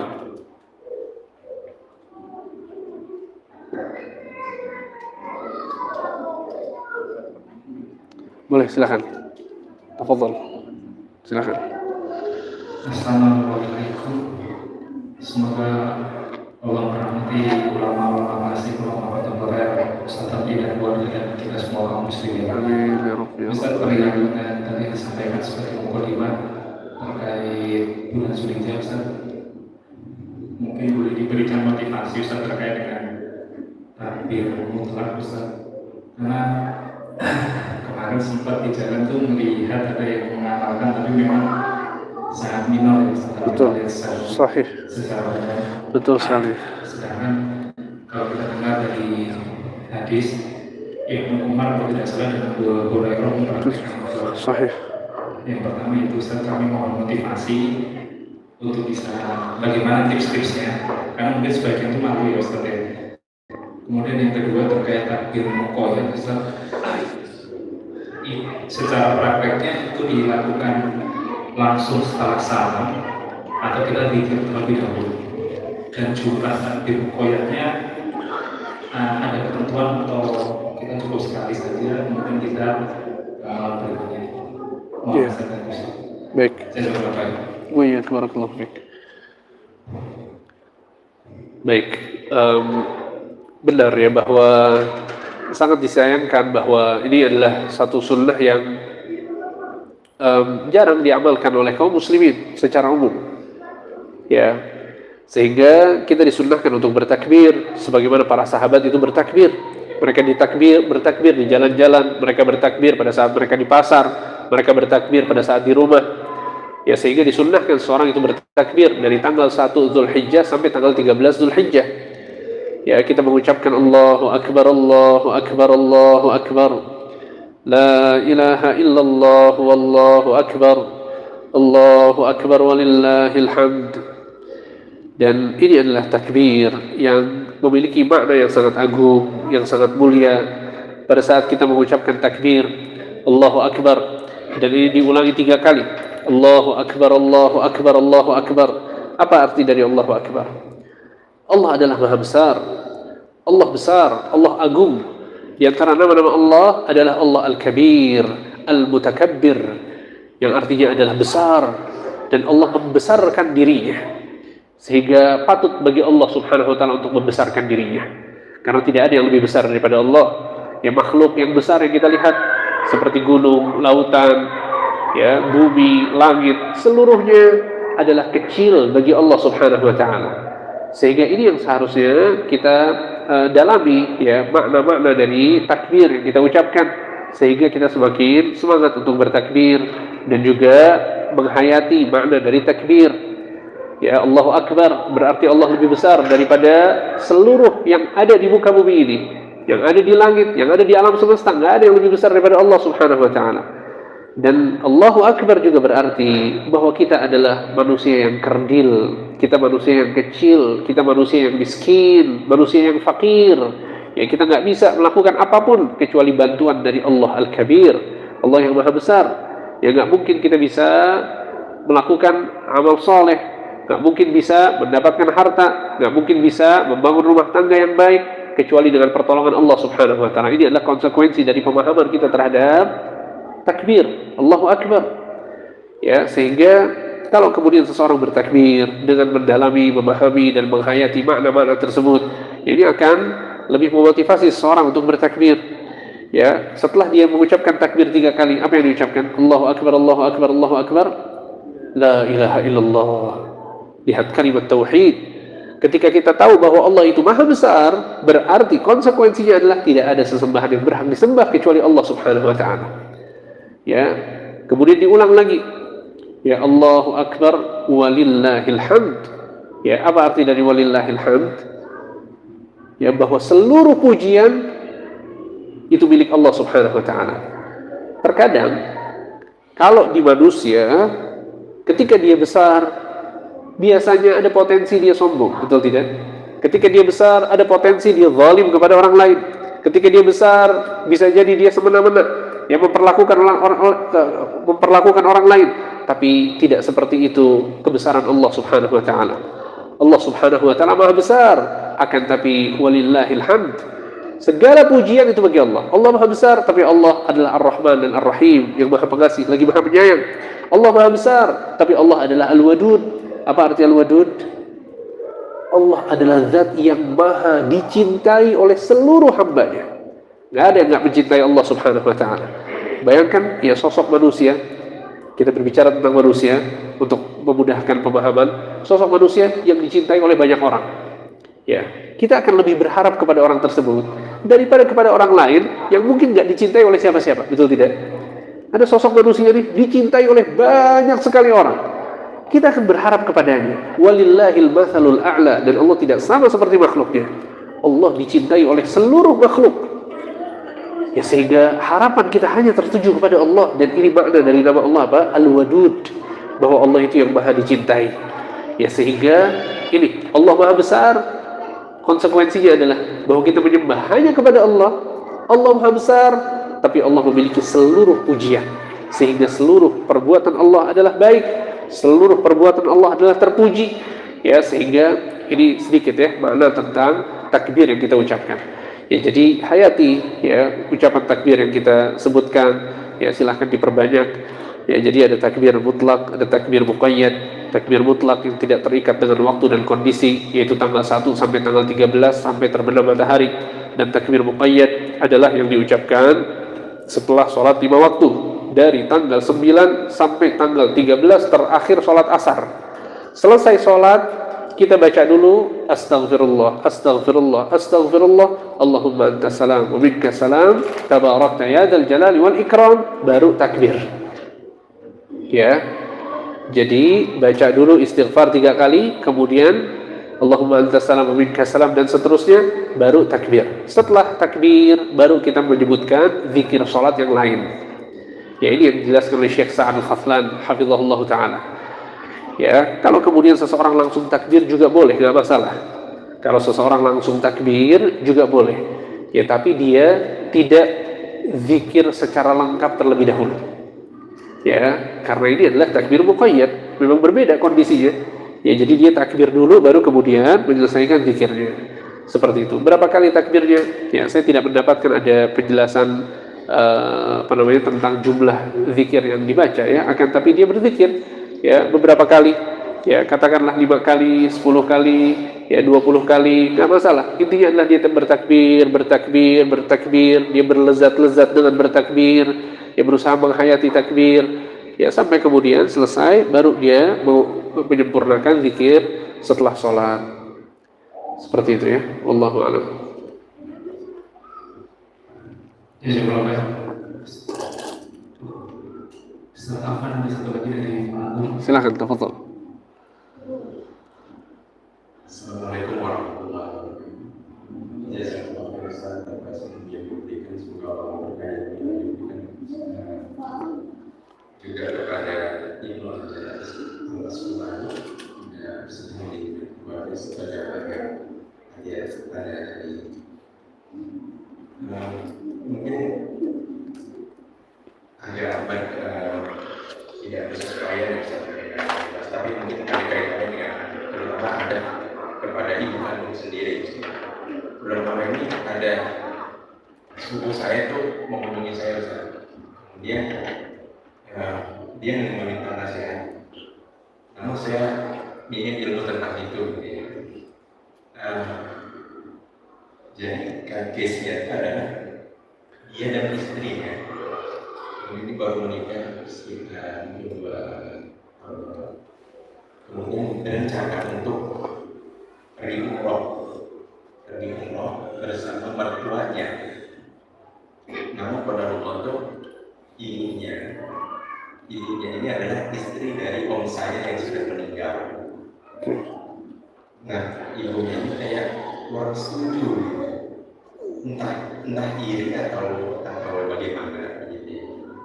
Tapi ada indikasi bahwa dia kayak menyumpahin sepupu saya itu, kalau kamu tetap pergi, itu nggak ridho gitu. Malah emang yang kamu kamu bisa selamat kalau ibu nggak ini sampai mengancam seperti itu gitu ya. Kamu ternyata sepupu saya bilang itu pengen terpengaruh sama sebuah kayak pengajian gitu atau bahasa itu manakib apa ya yang notabene itu agak ada indikasi menyimpang, seperti contoh si ulamanya itu dalam tanda kutip itu kayak bilang perlu kayak gitu bahkan sampai kayak mencap apa namanya sesuatu yang menjelek-jelekkan tentang haram lain atau dan semacamnya gitu, bahkan menyebut kayak lebih baik ini lewat saya aja, apa berdoa itu kayak harus lewat dia. Ada indikasi menyimpang seperti itu. Amalan-amalannya juga banyak yang ini dan akhirnya waktu itu sebenarnya sepupu saya bilang ibu tuh kayak mau nyariin ini kayak travel atau apa segala macam. Nah akhirnya mereka bersepakat untuk mandiri gitu ya. Nah karena tidak sama dia, saya kayak mengadakan itu di tanggal yang sudah ditentukan mau berangkat nanti after haji ini selesai. Beliau mau mengadakan kayak 3 tahunan meninggalnya suaminya itu gitu. Nah ini sepupuku ini khawatir bahwa dia takut dianggap membangkang ibunya sendiri, tapi dia juga pengen umroh bersama istrinya dan mertuanya. Kebetulan mertuanya juga nggak ada mahramnya juga kecuali dia gitu kan, karena suami mertuanya juga sudah meninggal gitu. Nah pada hal yang demikian ini nasihat apa dari Ustaz yang sebaiknya sepupu saya lakukan gitu Ustaz ya, dan bagaimana nih adab terhadap ibu, apakah ini sebagai sebuah pembangkangan atau sesuatu yang dimaksudkan Allah bahwa ini adalah sesuatu yang tidak patut dituruti gitu. Dia berselisih sama ibunya dalam hal apa? Pilih travel atau berangkat umrohnya? Berangkat umrohnya, karena di tanggal tersebut ibunya belakangan baru mau bilang mengadakan 3 tahunan bapaknya meninggal gitu. Oke. Oh gitu. Iya, bersama kelompoknya itu tadi gitu kan. Sebenarnya baru cerita kepada saya itu terakhir ini karena mungkin malu ya, karena ada sebuah yang mungkin tidak patut diceritakan itu, tapi karena dia sudah berusaha tidak tahu jawabannya dan dia menghindari pengajian yang dalam tanda kutip menyimpang tersebut, dia tidak bisa melawan ibunya atau memberikan nasihat, ilmunya terbatas juga gitu. Dan posisi kali ini mungkin dia mau mendoakan ibunya di Haramain nanti gitu, ketika umrah. Baik. Seperti ini dia dilematis gitu. Iya, paham. Kalau dia berangkat sebelum acara itu, ibunya nggak mau. Ya, tiket sudah dibeli dan lain sebagainya di tanggal yang itu, ya ibunya tadinya awalnya kayak seakan-akan membolehkan, tapi belakangan ini malah kayak menghalang-halangi, kemudian terucap sampai seperti itu gitu. Baik. Baik. Jadi sekarang yang terjadi adalah bahwa dia bakal berangkat sama ibunya atau enggak? Ya, sama mertua dan istrinya. Oh, ibunya nanti berangkatnya belakangan. Ya, ibunya Memang nggak mau berangkat. Ditawarin nggak mau. Oh, baik. Nggak mau bareng. Baik. Allah Subhanahu wa taala berfirman, ya. Wa in jahadaka ala an tusyrika bi ma laysa laka bihi ilmun fala tuti'huma wa sahibhuma fid dunya ma'rufa. Kata Allah Subhanahu wa taala, jika kedua orang tuamu memaksamu untuk berbuat syirik kepadaku, bayangkan orang tua memerintahkan anaknya untuk berbuat syirik. Kata Allah, fala tuti'huma, jangan engkau taat kepada mereka berdua. Wa sahibhuma fid dunya ma'rufa, tapi berlakulah baik kepada mereka berdua selama di dunia. Sehingga kata para ulama, ayat ini adalah dalil yang menunjukkan bahwa kalau orang tua memerintahkan kita sebuah dosa, sebuah maksiat, haram bagi kita untuk taat kepadanya. Tapi di satu waktu kita tetap diperintahkan untuk berbuat baik kepada mereka berdua. Ya, sehingga maksiatnya, dosanya, penyimpangannya itu nggak boleh diikuti. Ya, tapi tetap kita tarik ulur sama orang tua kita doakan dia, kita dakwahkan dia, tetap kita kasih hadiah, kita kasih perhatian, kita datang ke rumahnya, kita telepon, kita belikan sesuatu yang dia suka. Dan ini bagian dari dakwah, ya, agar meluluhkan hati orang tuanya supaya menerima ya dakwah dari anaknya. Ya, sehingga dia nggak boleh taat dalam perkara yang sifatnya itu adalah pelanggaran, dosa dan maksiat. Ya, tapi dia seharusnya terus ya berdoa kepada Allah, apalagi kalau memang sudah berencana untuk pergi. Ya, dan Nabi SAW mengatakan dalam sebuah hadis, al-hujjaj wal umar wafdullah, orang-orang yang haji dan umrah adalah tamu-tamu Allah. Jika mereka minta, Allah pasti kabulkan permintaan mereka. Ya, sehingga perbanyak doa pada saat di Haramain. Ya, minta kepada Allah, bersimpuh di hadapan Allah, berusaha untuk serius dalam berdoa. Ya, merengek, menangis dalam berdoa agar Allah berikan hidayah kepada sang ibu. Ya, dan juga dia berusaha untuk mencegah kemungkaran yang dilakukan oleh ibunya sebisanya. Ya, sebisanya. Kalau dia bisa mencegah, alhamdulillah. Kalau nggak bisa, ya sudah. Ya, tetap didoakan pelan-pelan sambil tarik ulur. Ya, nanti mungkin datang, nggak bicarakan dulu tentang konflik yang terjadi. Ya, tapi bikin hati ibunya ini senang sama anaknya. Ya, ajak jalan misalnya. Ya, ajak makan, ajak ini, ajak itu, ya, sehingga maksudnya adalah bahwa tetap ya didakwahkan pelan-pelan. Ya, kalau kemudian ibunya tidak ridho tentang sikap anaknya yang bertakwa kepada Allah, yang taat kepada Allah, yang meniti jalan hidayah, maka tidak masalah. Ya, bukan berarti dia durhaka. Karena ketakwaan kepada Allah ini lebih dikedepankan ya daripada bakti kepada orang tua yang ternyata perintahnya adalah menyelisihi perintah Allah Subhanahu wa taala. Ya, sehingga intinya adalah ya dia tetap mengingkari kemungkaran yang dilakukan oleh ibunya, akan tapi dia wajib menunjukkan akhlak mulia dan tetap berbakti kepada ibunya. Seperti itu. Ya, wallahu a'lam. Tafadhal. Ustaz, baik, kita beranjak ke sesi berikutnya. Ustaz, seperti biasa, izin Ustaz untuk memberikan 5 soal untuk kuis pada kesempatan kali ini. Dan kita sudah siapkan hadiah dari panitia. Masya Allah. Allahumma barik. Taib. Baik, pertanyaan pertama. Siapa dulu? Ikhwan dulu atau akhwat dulu? Ikhwan dulu.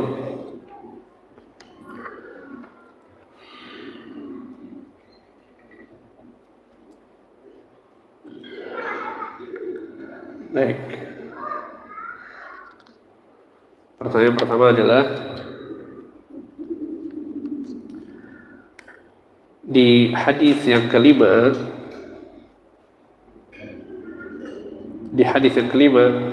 la yuqimu ar-rajulu min majlisihi thumma yajlisu fihi walakin tafassahu wa tawassa'u.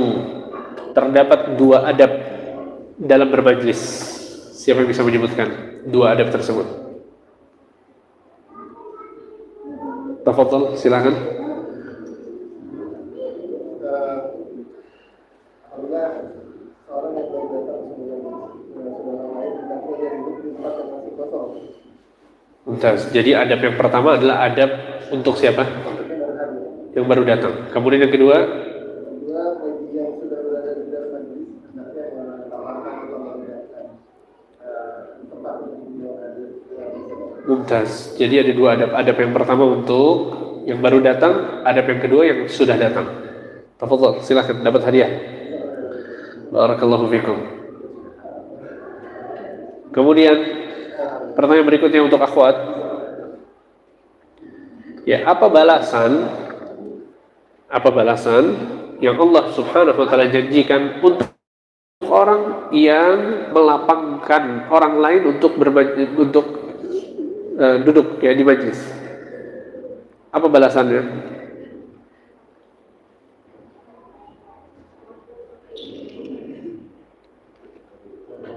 Oh, nggak ada mic ya. Tafadhal, pakai ini. Nggak apa-apa, boleh. Pakai aja.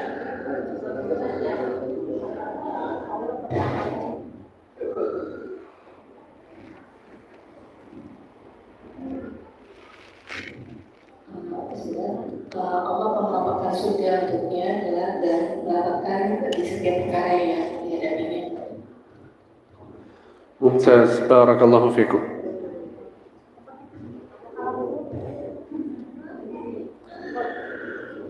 Baik. Alhamdulillah. Kemudian sekarang untuk ikhwan lagi ya.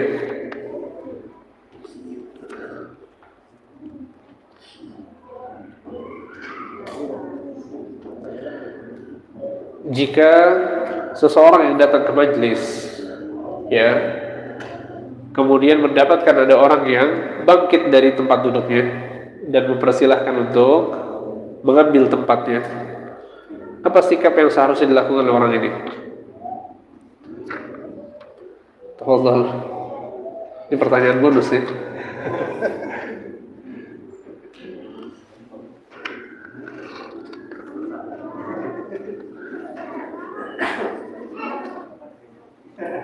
Silakan. Apa yang dilakukan?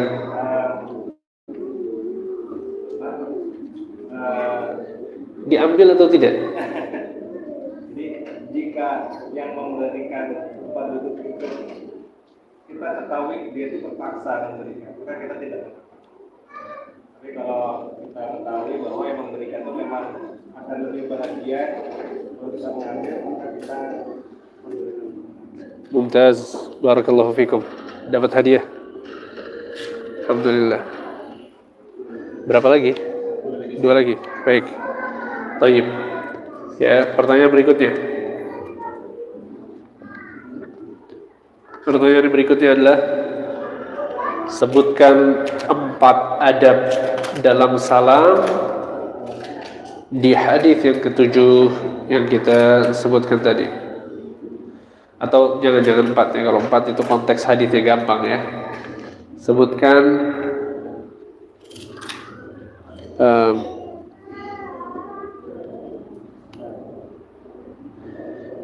ya atau nggak apa-apa 4 adab deh ya biar gampang. Tafadhal, silahkan akhwat yang bisa jawab. Apa saja adab-adabnya?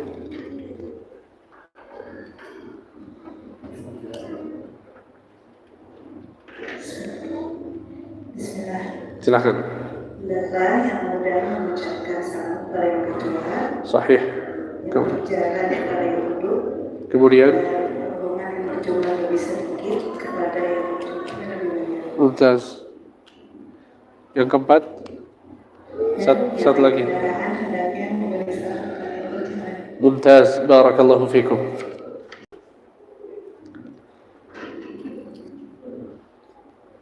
Kemudian pertanyaan terakhir untuk para ikhwan.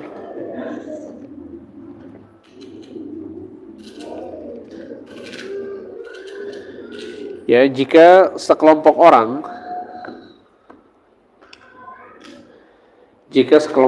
banyak melewati sekelompok orang yang sedikit yang sedang duduk, mana yang lebih utama untuk memulai dan apa alasannya? Silakan akhi, tafadhal. Jawabannya yang disifati adalah perbuatannya Ustaz. Jadi yang berjalan, dia mengucapkan salam dan dihubungi seperti ketika kita memasuki rumah. Mumtaz, barakallahu fikum, hafizakallah. Dapat hadiah kepada diri sendiri. Ya. Alhamdulillah.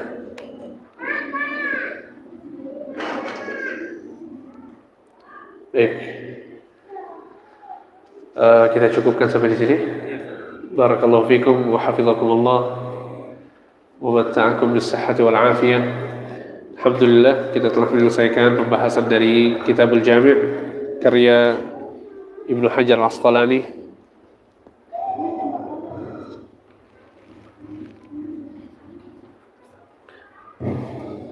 Baik, alhamdulillah kita telah menyelesaikan pembelajaran dari Kitabul Jami' karya Al-Imam Ibnu Hajar Al-Asqalani. Semoga apa yang kita sampaikan, apa yang kita pelajari bersama bermanfaat untuk kita semua dan menjadi ilmu yang bermanfaat dan hujjah yang membantu kita untuk masuk surga dan dijauhkan dari siksa neraka.